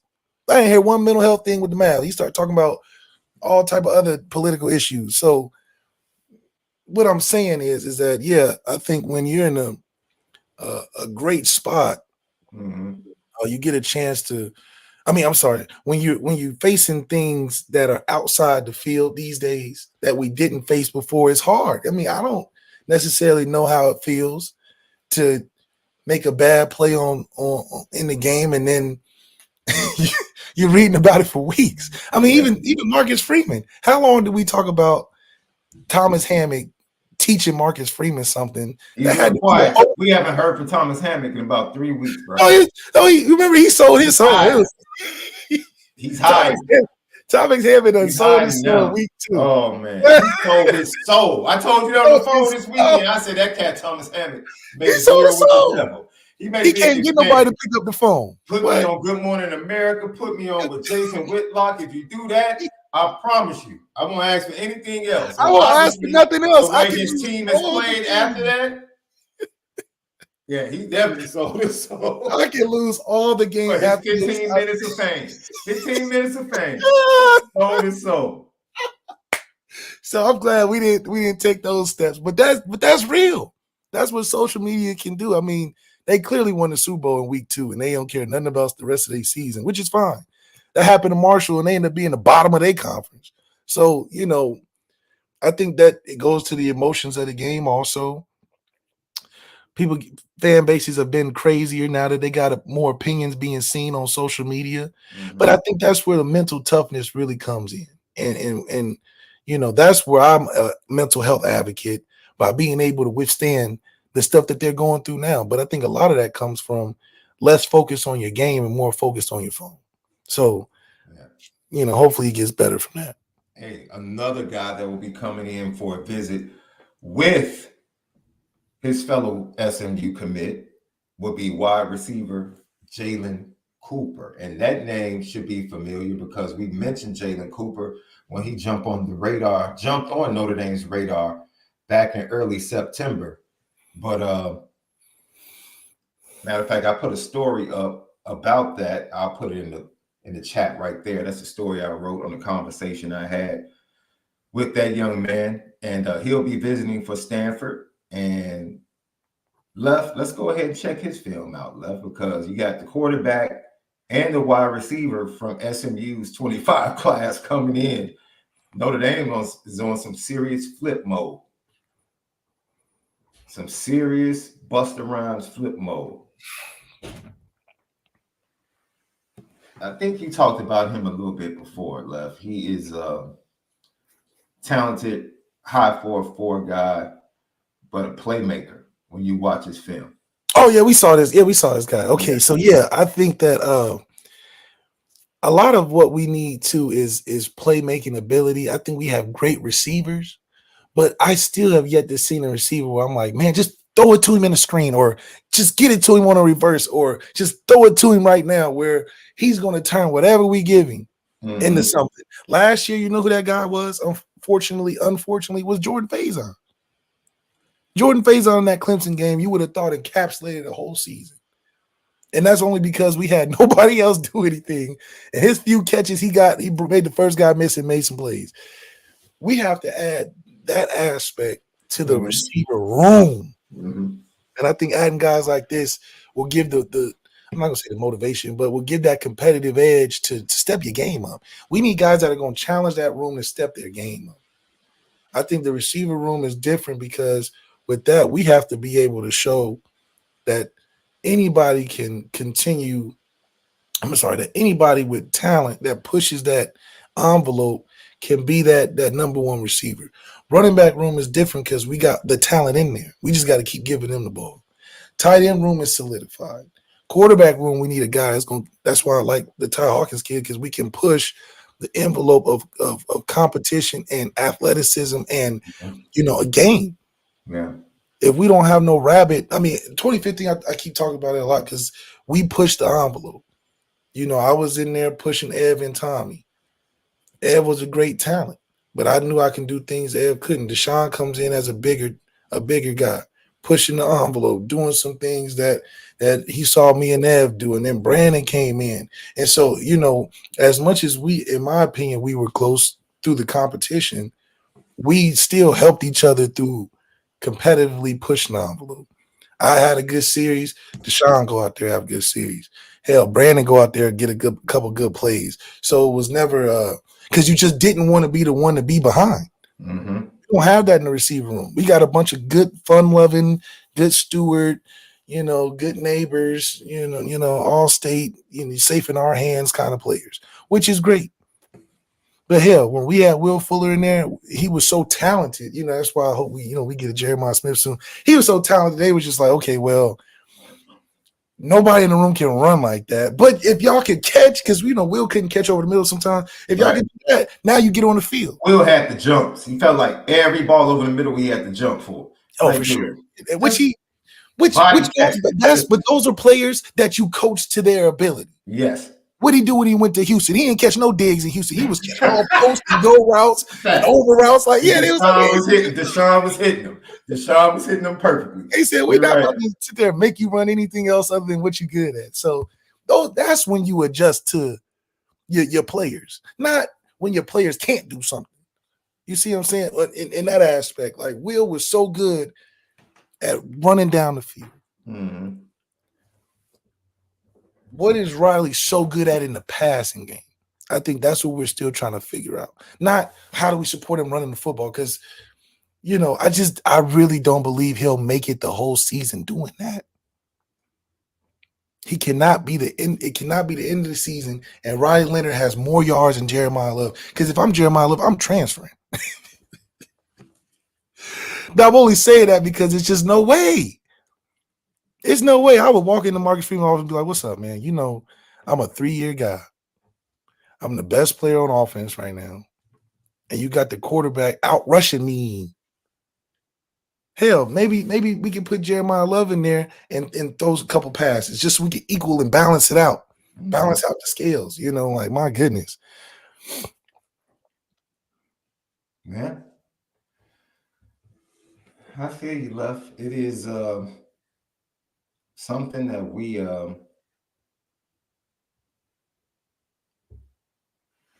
yeah. Did Marshall go 9? They went after they played Notre Dame. They were 7-4 in the season, 5-3. Yeah. I was about to say they lost. They didn't have a great. I mean, they were okay in the conference. It wasn't like they were like the year before. They were okay. Yeah, they were okay. Well, yeah, they beat Notre Dame and then went 7-4 for the rest of the year and 5-3 in the conference. So I don't think that's great, or am I tripping? Yeah, after that, their season, that was the Super Bowl of their season.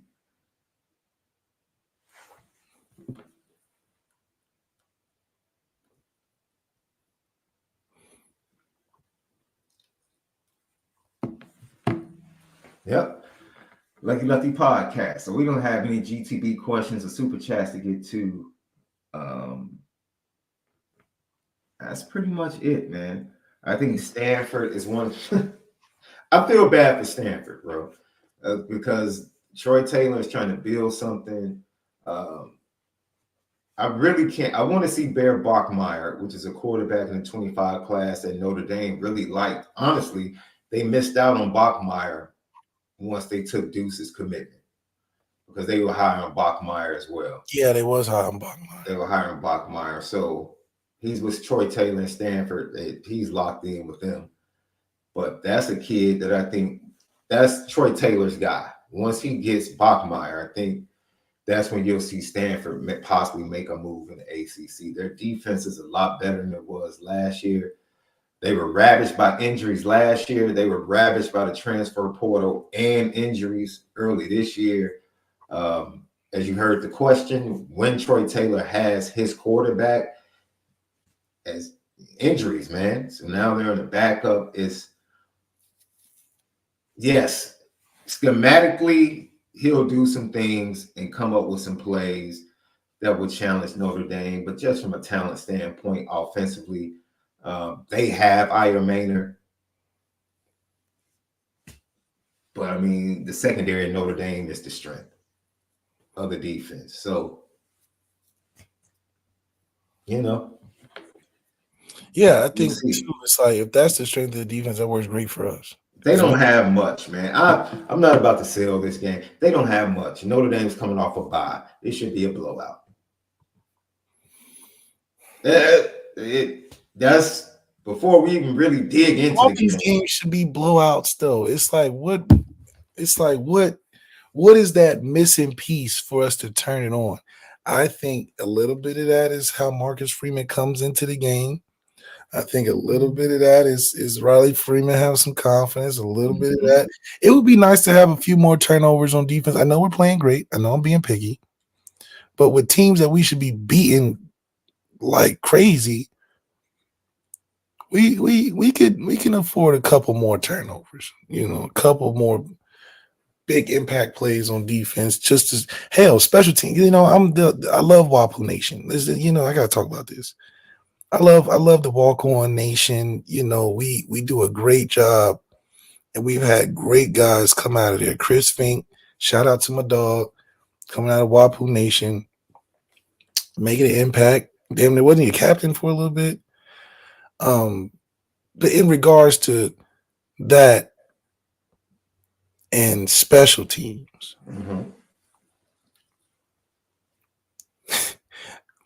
I just feel like it's one of those like everybody gets an award position.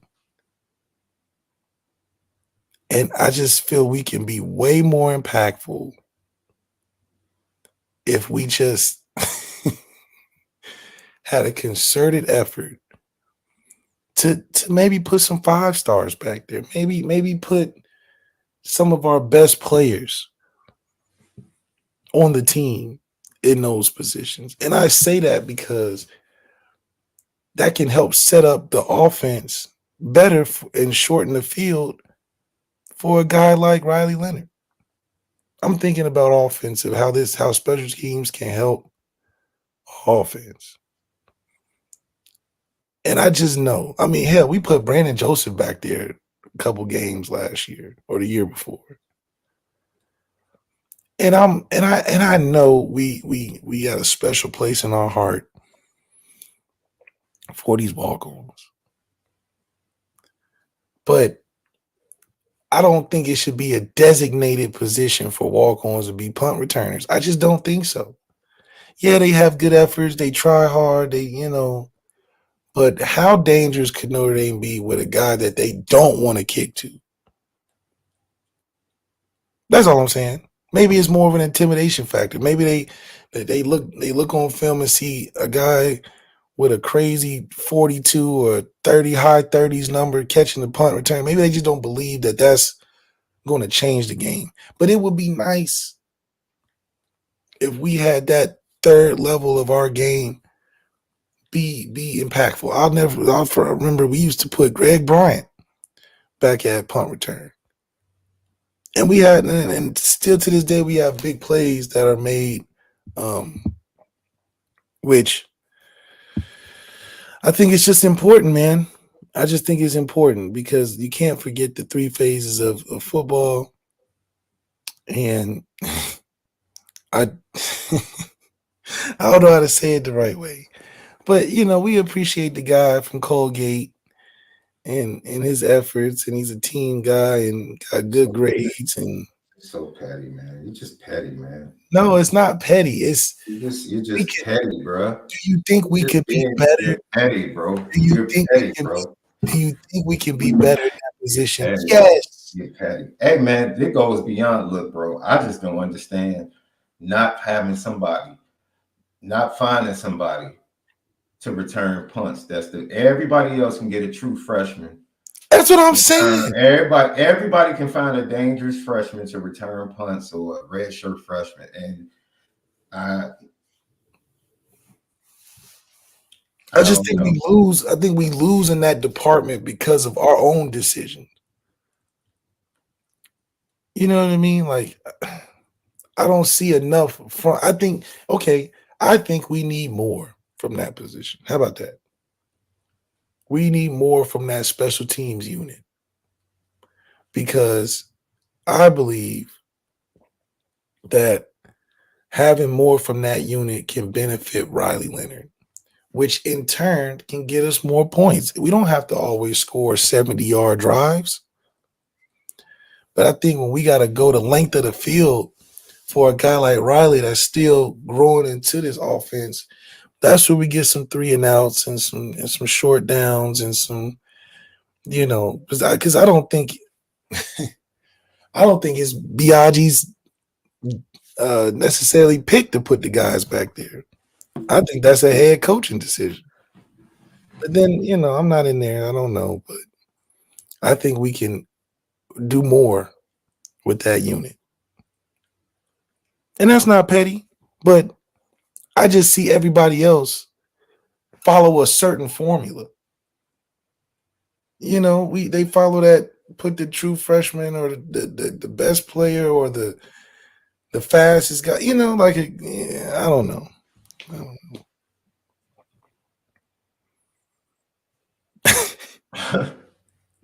Yeah, man. All I see is a bunch of fair catches and questionable, I don't know, man. Maybe that's just one of those traditions Notre Dame likes to carry with them in respect to Wapu Nation. And I think, Bama put their starters on kickoff return. Put their starters on kickoff. Ohio State puts their starters out there. They even have their starting running back playing kickoff. You know what I mean? So are we too good for something like that? Maybe that's the question. Because I see all the top teams putting straight starters on kickoff and punt and kickoff return. Yeah. Maybe we just do it differently. I don't know, man. I don't know. Lucky podcast. You get no pushback from me, Left. Isn't that ridiculous? Don't you think that's just one weird, odd thing that we do? It's like, why do we love doing this way? He even talked about it in the presser, right? He's really happy that Wapu Nation is active, but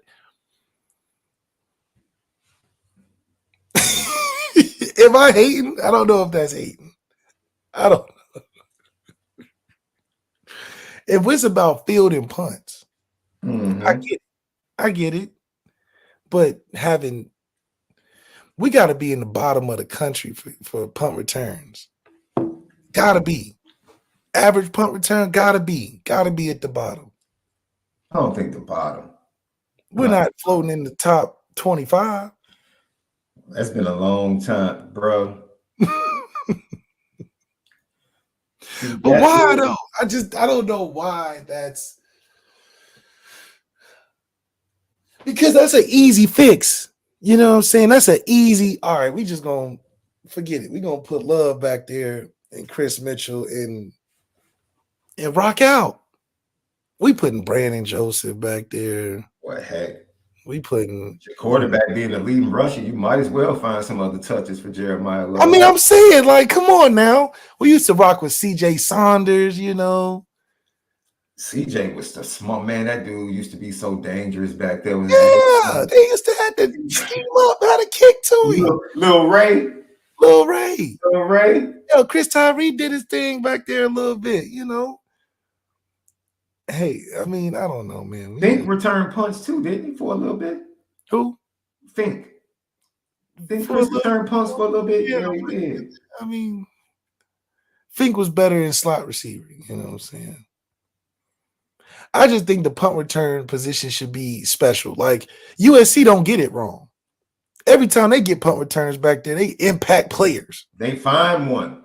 Come on, they every 2 to 3 it don't even matter the years. coach. USC is Man. good for getting a punt returner back there. Always. As bad as they are everywhere else, they don't miss on punt returners. I don't give a damn who they put. They put Reggie Bush back there, Dory Jackson back there, and it's not even. It's like a no brainer. Yeah, It's like, of John course Massey you're gonna put looked our. it up for us. He said Notre Dame is 80th. Brian Hatton is crazy. He said, hell, put Riley back there. I mean, he the best. I mean, clearly stat wise, he's the best player with the football. You know why not? He already liked taking a bunch of hits. You know what I'm saying? Just I don't know, man. That has always frustrated me with Marcus Freeman specifically. Because it's like you don't even aspire to put no danger back there. It's like you just want to I'm not gonna say that. I think it's one of those things where he's had some people back there. I think they've scouted kids that did it successfully in high school, and then I don't know, for some reason, like the same thing. You get a kid that kicks the ball 60 yards, and then you try to change his kicking style. Yeah, weird. It's just weird stuff. What? Why? And then the But then moment you he go goes to back to traditional, he's booming the ball. Like, what are we doing? Then you go in the presser and talk about he can do every kicking imaginable, and we got him doing the worst one out of all the ones he can do. Like, it's like, are we overthinking the special teams position? Because we just had what's the name there, and he didn't have no confusion. He was putting back all the talented guys at special teams. Oh, Brian Mason, that's an injury? Yeah. I mean, starters. He didn't even stay long because he knew. You know, he stayed long because that check was better. I'm not even opposed. I'm not even being funny. I'm not opposed to putting Riley back there. Because we know he's going to run somebody over. He's going to drag a couple people. He's obviously not scared to run. And I don't think he has great agility, but he can make people miss, if that makes sense. He ain't just breaking ankles. It's just like the way he do it is So I don't know, man. I have a big problem with that. Every week I'm like watching that, like, oh my gosh, like you can't hold on too tight in life. As a parent, bro, I'm telling you, you can't hold on too tight in life. You have to believe in what you pour into people, what you pour into your children. Believe in the solid foundation and be willing to watch them go through some growing pains as they develop. Do I get tears in my eyes now, hearing my baby girl call me saying, yo, now I understand what you were saying? Yeah, that's got a tear. Yeah, you know what I'm saying? Because you have to sit there and watch them. Literally, they come to you and ask you for advice.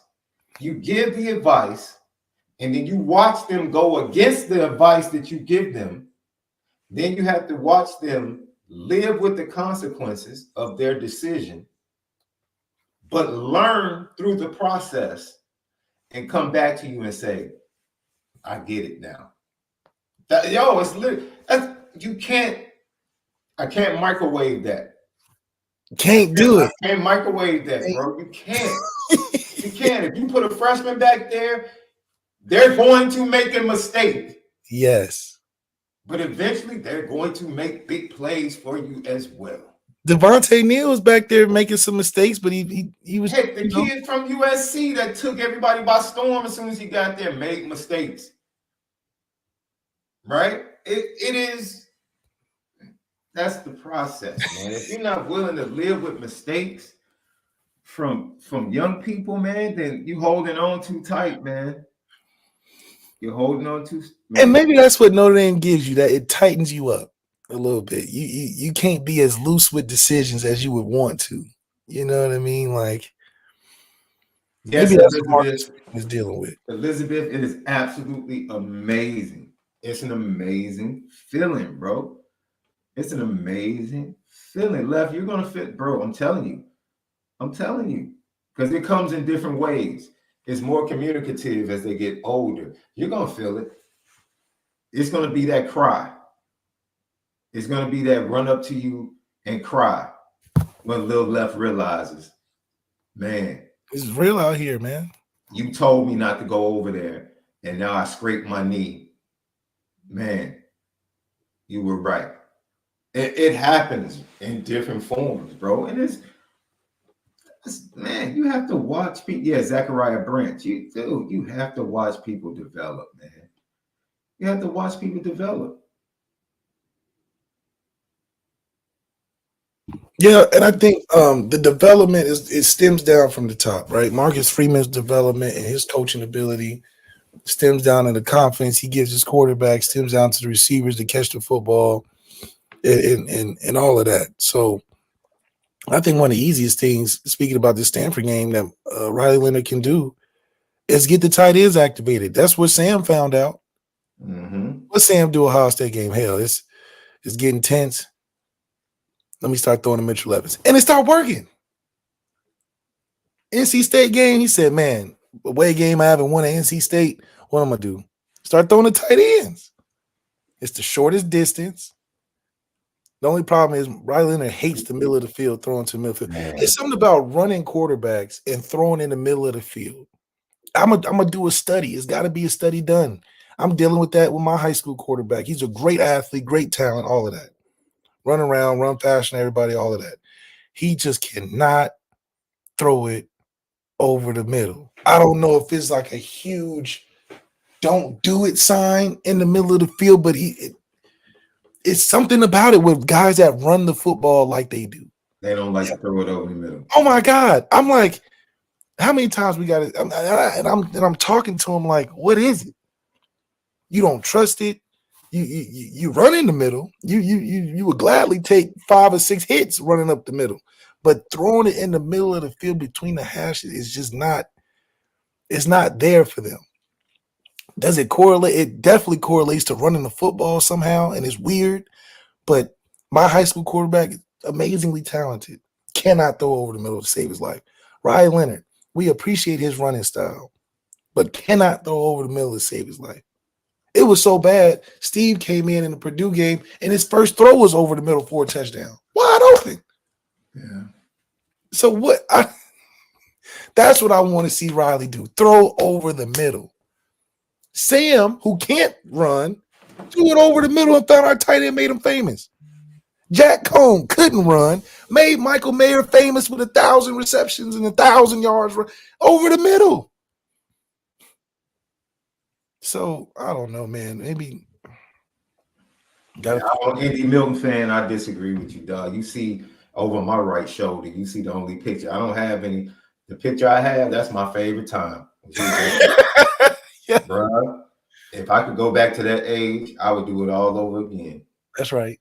That was my road dog. Oh man, backseat with the man. That's all we did. You know, man, you got a daughter when you're about to leave the crib and she's like, can I go with you? A girl? You like, all right, yeah. That's right. Exactly Let's what I go. want to hear. Man. Yeah. Like, yeah, let's roll. You can go with me anywhere at any time. Let's get it. Love it. But you know my favorite though? I gotta be petty for a moment. You know my favorite thing to hear?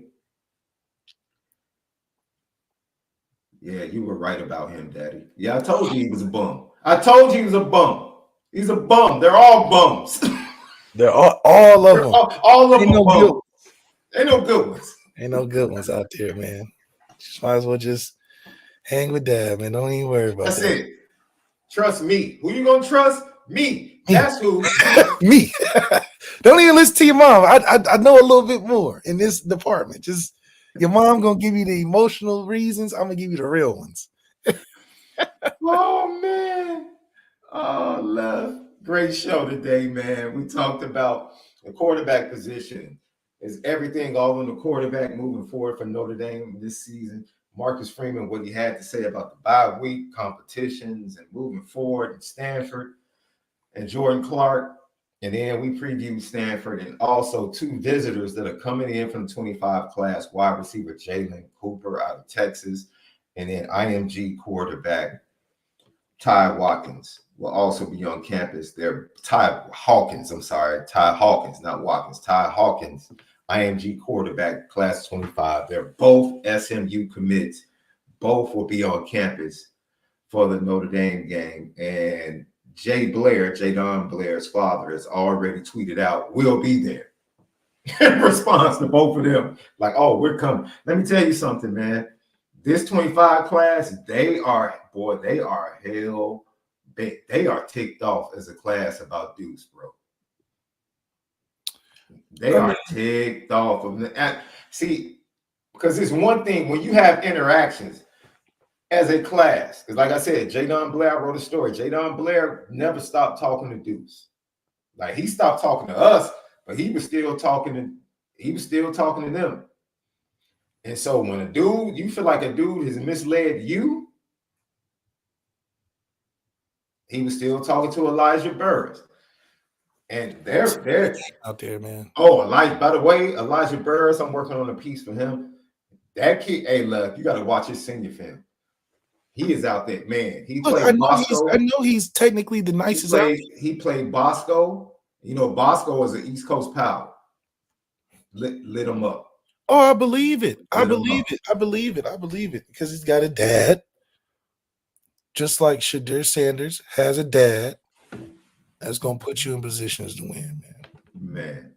And he's blessed to have the son that wants to, do just like Brian Young's son. I'm not worried about him. I know he's gonna be good. He's gonna pop out his red shirt sophomore, junior year. You're gonna be like, man, where has he been at? No, he's been developing. Man, I wonder if Jack Combs gonna have a son coming over there. Hey, listen, Jack Combs, you good with me, dog. You good with me, dog. We need to start recruiting Jack Combs' son right now. See, that's one of the few Notre Dame players that wear the jersey when they're young. You know what I mean? They grew up Notre Dame fan. That's the type of quarterback we want. Jack Combs' son, you all right with me. For sure. Oh my God. Lucky Lefty podcast, man. Great show today. I appreciate you guys. Don't forget to subscribe on YouTube. Hit the thumbs up. Leave your comments and questions. We respond to all patreon.com/Lucky Lefty Network.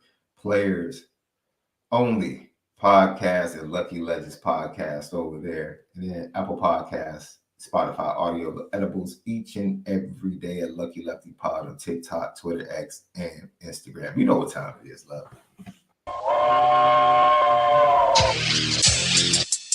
Petticoat, petticoat, petticoat junction. It's time to get petty. Oh, we did a good job executing. Are you upset with something? And fire up the Petticoat Junction train. I just don't like you. You don't? No. What is today's petty historic Petty Junction?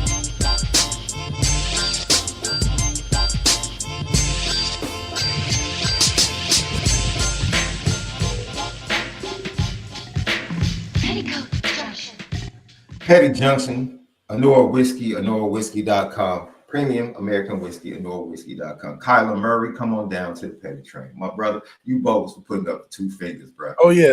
40 yards out. You mad petty. You mad petty for that, bro. Hey, I got to give you a G-Wagon key for doing it, though. I got to give you the G. I got to give you both. That's the G-Wagon right there. You mad petty. I'm talking about it was 2 yards after they broke the line of scrimmage. He was deuces. And I'm talking about they was running. It wasn't like they just gave up. No, they was running. That's how you know that little muff is fast, boy. No, I said, Kyler, don't do it to him. Man. They lost that game. No, they beat the 49ers. They beat the 49ers? Yeah, they came back and won that game. I thought they lost, man. You know, they be talking so good about Bryce Purdy. You don't think they ever lose game. Can I be petty? Can I put myself on a petty train? Mm-hmm. To all you Notre Dame fans that arguing me down, especially after the Super Bowl, talking about how great Brock Purdy was. How great is he without McCaffrey now? Go look at them stats. Go look at them stats without McCaffrey. He's Jimmy Garoppolo, just from Arizona. Look at his stats. Oh, Brock Purdy's elite. Y'all still want to argue with Cam Newton about him being elite? We still arguing that point?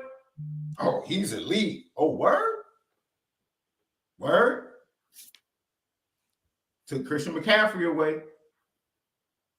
Well, I mean, a running game is important to any successful quarterback in the league, except Pat Mahomes.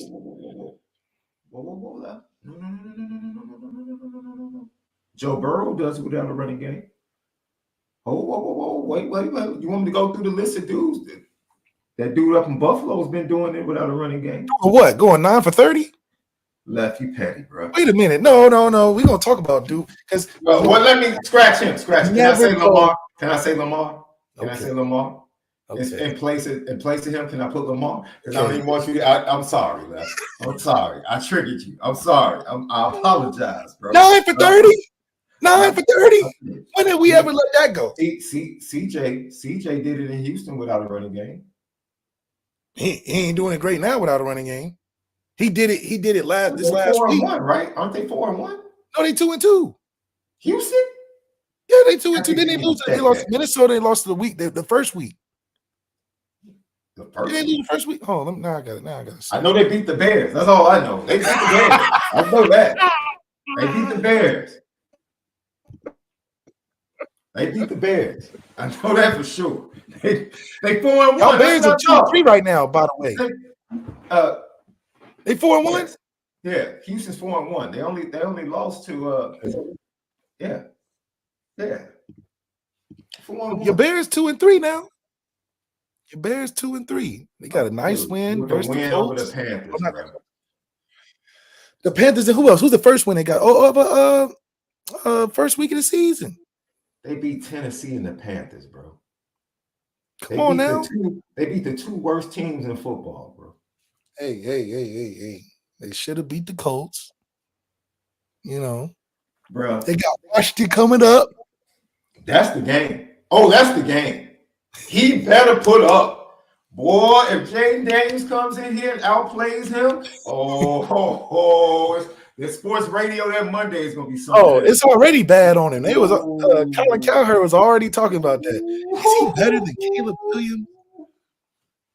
Caleb Williams has the better receivers, but Washington has the better team right now. So, also petty. Woody Johnson and New York Jets. You're not petty for firing Robert Saleh. It's your prerogative. Y'all had security escort this man out the building when he showed up for work. Bruh. Security. Y'all, you informed this man he was no longer the head coach and had security waiting outside the office when he left the office. The man couldn't even go clean out his office. Man, hey man, that's a new level of petty. He didn't have a chance. He didn't have a chance to talk to the players. He didn't have a chance to talk to the coach. Nobody. That dude couldn't even pick up a granola bar in the cafeteria. They fired him, and the security was waiting as soon as he walked out the office. Like, all right, bro, it's time to go. Come on, man. But Come on, he man. a big dude. You don't know how his temperament gonna be. You know, Robert Saleh, intimidating guy. What's he gonna do? What is he gonna do, Lev? Who is he gonna beat up? The owner? Hey, the owner probably felt threatened. You know. Bro. I mean, he is cut up though. He does lift weights. You said Robert Saleh does lift weights. He's not a little dude. He's a boisterous guy. He's he intimidating. Come on, Lev. Come on, man. They had security escort. Now, if the rest of the story comes out in the week and they say this dude got boisterous, and that's why security had to come escort him out. Raise his voice. You know what I'm saying? Like Stephen A. Smith said, he's Woody Johnson is Donald Sterling without the racism. Come on, man. He called that man Donald Sterling without the racism. Without the racism, man. I don't know how you can be a New York owner and be cheap. But once again, remember we talked about early in the show when you go all in, like Notre Dame is going all in on these quarterbacks, bro. When you go all in on Aaron Rodgers and you give him carte blanche to change everything, his offense, bring in his offensive coordinator, and the problem is not the defense. Robert Saleh's defense has been all right.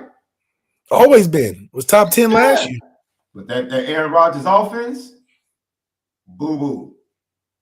But it goes back to it's not just the quarterback, it's top down. You know who made a great point today? Your boy Swagoo.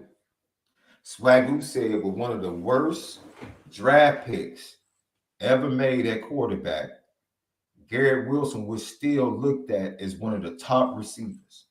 And now y'all saying Aaron Rodgers needs help because Garrett Wilson is not enough, and Garrett Wilson all of a sudden can't get open. He got open with bad quarterbacks, but all of a sudden he can't get open with one of the best quarterbacks ever.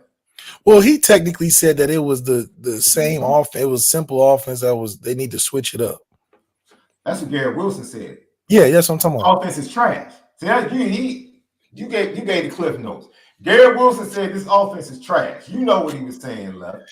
You know what he was saying. It goes back to that's Aaron Rodgers. He love his OC. What's the ball dude name? He loved that guy. He the one that he was upset that he didn't get him up in Green Bay. Coach's son. Man, I don't want to hear nothing about Brock being fourth. And Brock Purdy is trash without McCaffrey. He was trash against the Cardinals. He turned the ball over. He had 2 other games where he turned the ball over. And what's the 49ers record?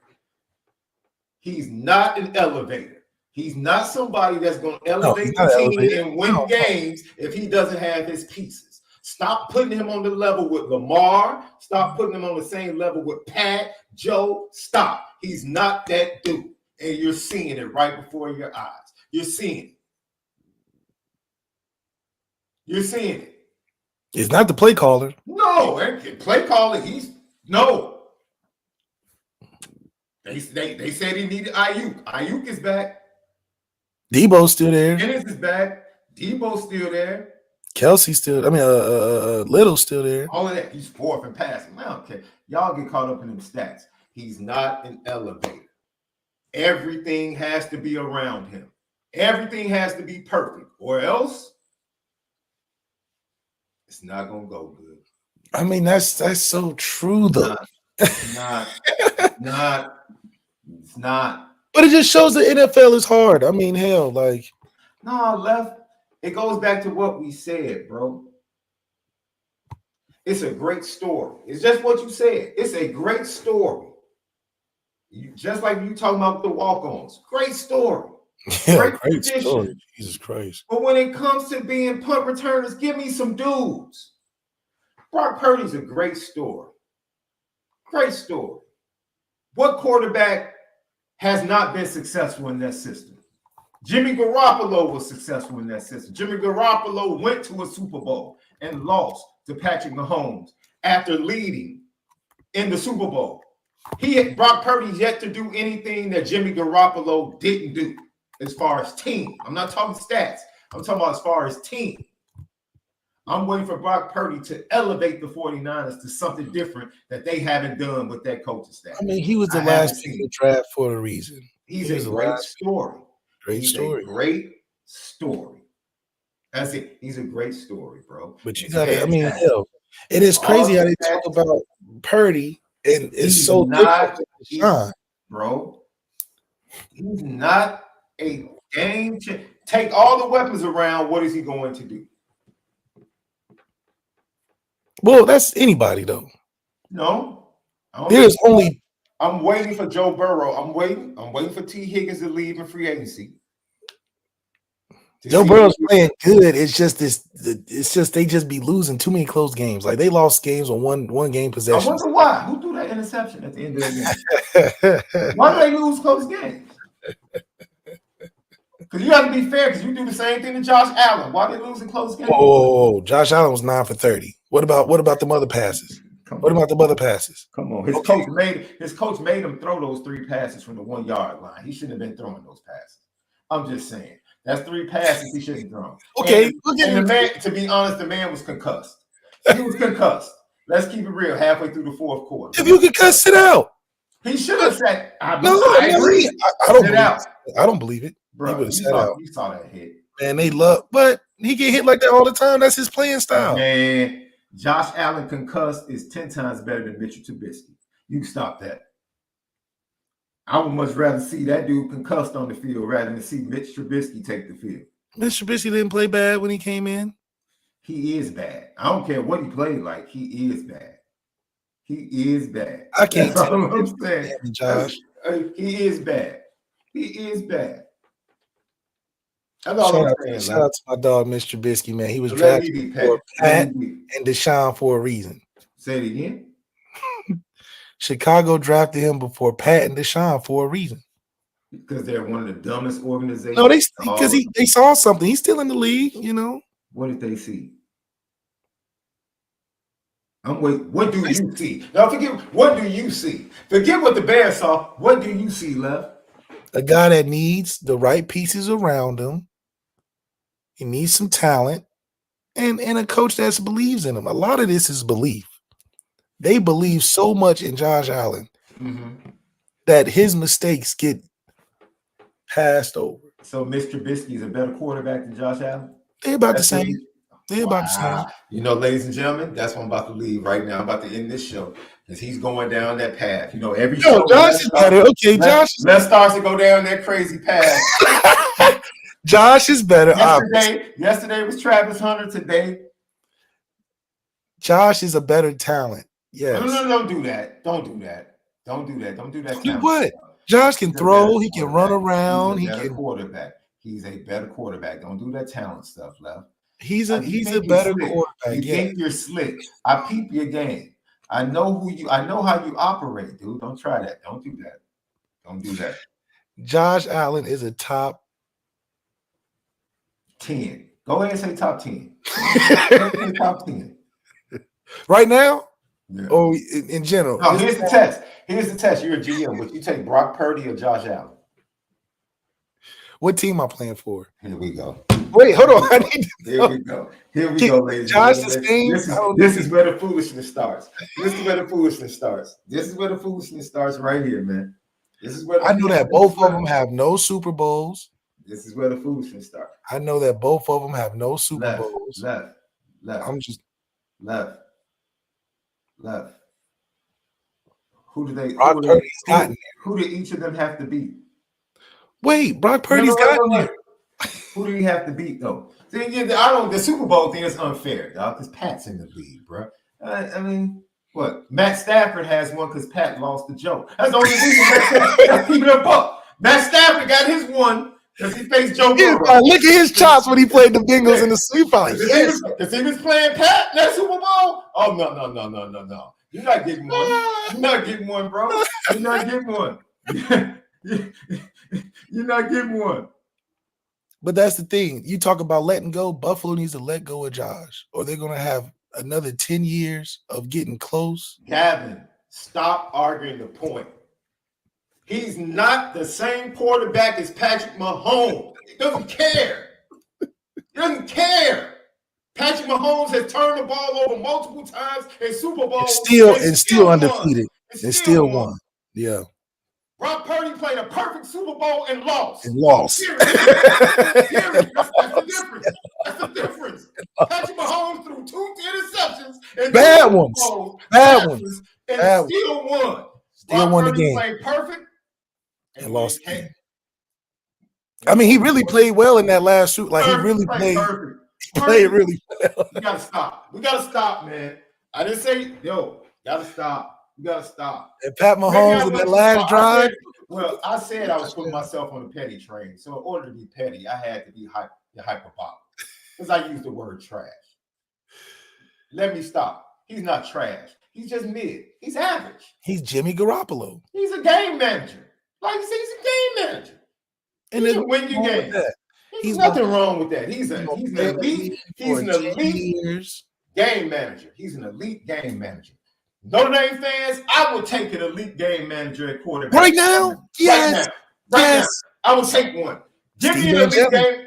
See, just give me an elite game manager at quarterback for Notre Dame. Give me another Jack Cohn. That's who Jack Cohn was. No, hold on. No. Game manager. Jack Cohn was a playmaker. Stop lying to yourself, Lefty. He wasn't a playmaker? No, he was not a playmaker. Stop lying to yourself.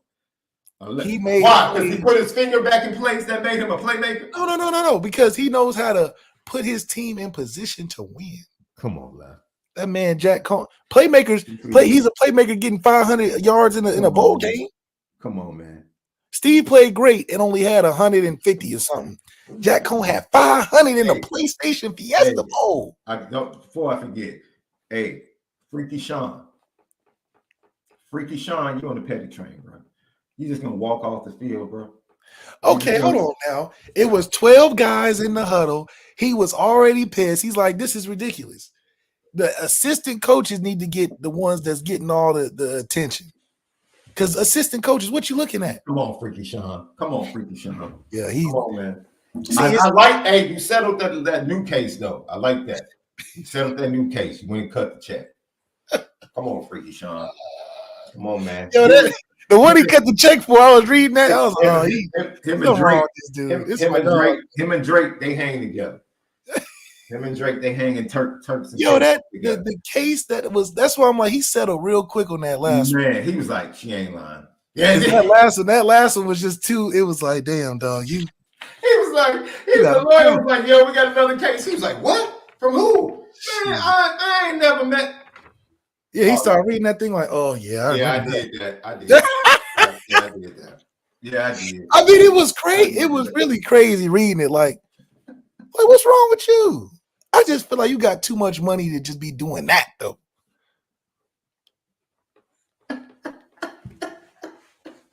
Somebody said, what's wrong with your squads this year? Left the Bengals. Jacksonville's whoa. Jacksonville's all right. Jacksonville about to get smacked Sunday, though. Come on now. Smack? You want me to say it again? I don't know about smack. They're about to get smacked. We just had a great win this week. But they're about to get smacked. Smack? On Sunday. Who we playing? The Bears. Yeah, over in London. You want to put a wager on that? Oh, I win all wagers with you. What you want? I mean, yo, I'm still, dude. I don't have a problem. What do you know? You want? I don't think you want to do. You saw how we played last week. Really? What we putting a wager on? You think Trevor about to outplay Caleb? What you saw how we played last week? Hey, what would you like to do? How about that? We coming to your house. Don't do it simple. We coming to your house. Do it simple. We can layer it. You probably want money line. Yes, that's you. You a money line. Props and everything. I got Trevor. I got Trevor for more touchdowns. Trevor versus Caleb. I got Trevor for more touchdowns. I got us winning by double digits. I got Trevor for more interceptions. Okay. I got Trevor for more touchdowns. You got Trevor for more interceptions. I got us winning by 10 plus. How about that? You done lost your mind. How about that? Against what defense? Against whose defense? Against the Bears defense. We got 10 plus versus y'all. The devil is alive. What? We got Christian Kirk. We balling right now. Now. Christian Kirk. Jalen Johnson got that on lock. Yeah, right. Like he had Nico Collins on lock. Say what? Like he had Nico Collins on lock. So are you really comparing Christian Kirk to Nico Collins? I'm just saying. You said he's a lockdown guy. All I saw was Nico Collins. I said he's gonna have Christian Kirk on lock. That's what I said. I'm more worried about Brian Thomas. Okay, well I got Christian Kirk for 2 of them things. I'm worried about Brian Thomas more than Christian Kirk. I got Christian Kirk for 2 of them things in. Whoever Jalen Johnson got, I got 2 touchdowns for whoever he got. How about that? That was a lie. How about that? That was a lie. Put that in your salad. Put that in your salad. I'm buying that. I'm buying that foolishness. So what we got? We got I'm gonna have enough time to call you before I go in on Sunday. No, the game is like 7 o'clock. It's like, yeah, you're right. First quarter, I'm gonna hit you up first quarter. Like, hey, you want to give up on this bet? I'm gonna give you an opportunity to give up on this bet right now. Just like you thought, I'm gracious like that. I extend grace and mercy. I do that because I'm made in this image. I like to. I got heralds out here. Let's put some heralds on it. I got a heralds out here. The heralds out there is trash, though. Hey, listen, the West Coast heralds is bad. It's still heralds. It ain't that bad. Yeah, it ain't. It's not it, bro. That's not it. So you said it's bad out here? What do you mean? Yes, I tried it. I don't know. Yeah, I don't know. It's not the same. They're not like us in Chicago. They're not like us. But no, we've had a great show today. Anybody else you want to put on the petty train? Yeah, I'm done with that, man. Man, it's too many petty things going on right now. First of all, to all the goofies. See, this is why people can't have nice things left. So Derrick Rose got a standing ovation in Soldier Field as he watched from the luxury suites. That's right. Standing ovation, entire stadium. They put him on the screen. Well deserved. Rightfully so. Well deserved. Here comes Twitter. Here comes Twitter and social media. Both his sons wearing a Caleb jersey while he wearing a Justin Fields jersey. Goofies, he's number one. He's the only number one that matters, and he was wearing a custom Derrick Rose Bears jersey. That's Goofies. right. Only one that matters. Oh my God. People just, well, you wearing a Justin Fields jersey. He looked goofy. No, you're goofy. You're goofy. I was like, oh, you gotta be kidding me, bro. Twitter Wars getting crazier over the years. Especially when it was plenty of videos with him dapping it up after the game with Bears players, and you can literally see the nameplate say Rose. Literally. It man.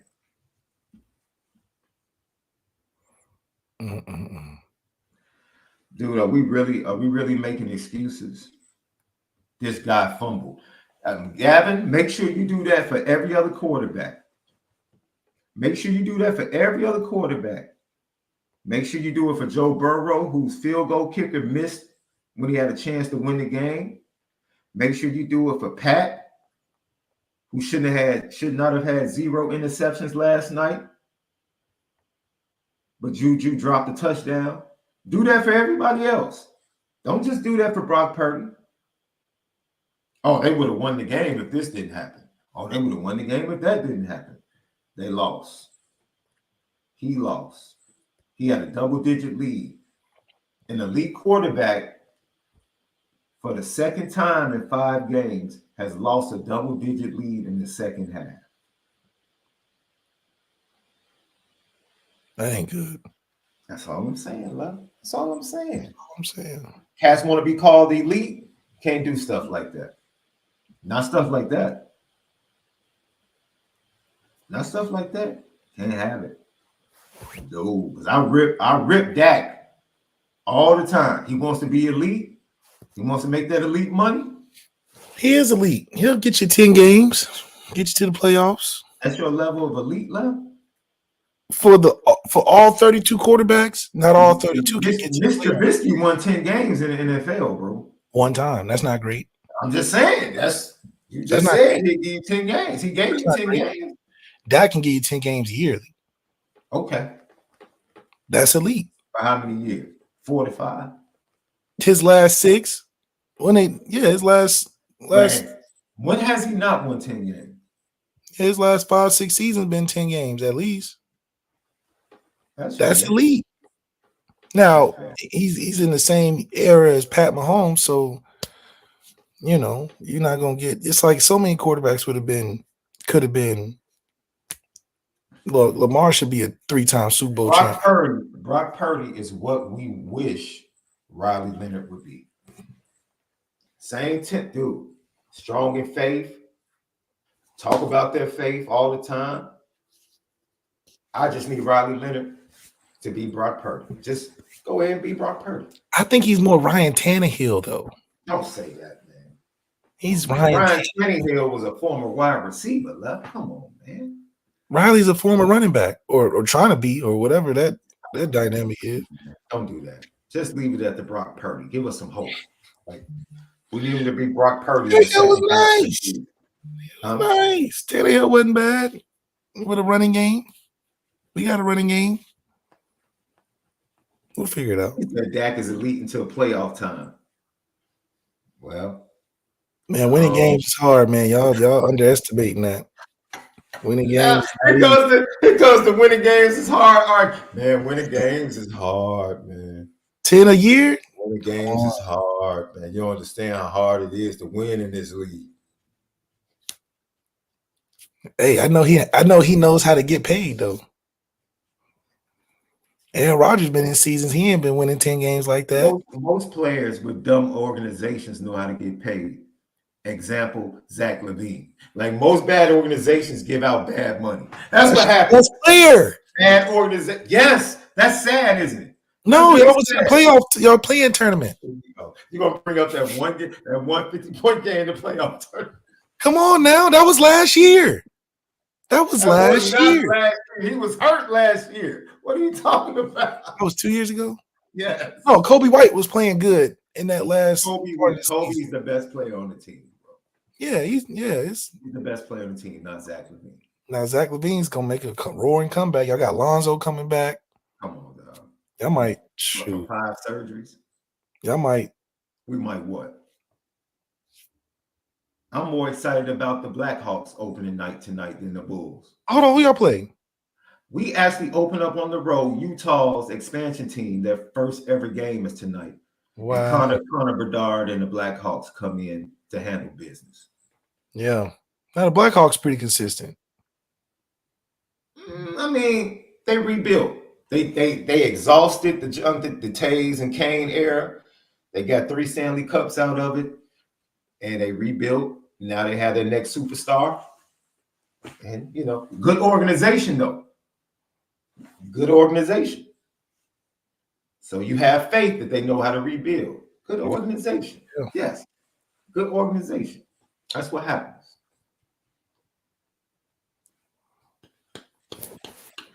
So, man, we're recording players only later. We'll put it up. You guys get 2 episodes this week over on the Patreon. 2 episodes of Lucky Legends and Players Only. So it should be fun. You guys should have a lot to talk about. Yeah. Have a lot to talk about. You guys were a little irritated coming off of that. You got a big win and we're still irritated. Notre Dame players, ladies and gentlemen, there's some temperamental souls. I don't think they're ever satisfied, boy. It's crazy. We're not satisfied having a winning team. That's crazy. Yo, man, you guys have to be hard to deal with in relationships, dog. Y'all never satisfied, bro. No, see, that's different. See, it's different. What did we say? I'm gonna ask you for the podcast. He said that's different. He said that's different. That's different. It's different. That's a little different. But the expectation we have for this, for what we decide to do, is we gotta get on the same page. That's all that means. Gotta get on the same page. And we see you guys tomorrow, Lucky Lefty Podcast. Go over to Patreon. Join up, man. You don't want to miss Players Only Lucky Legends. It's the best in the business. Spend it different today.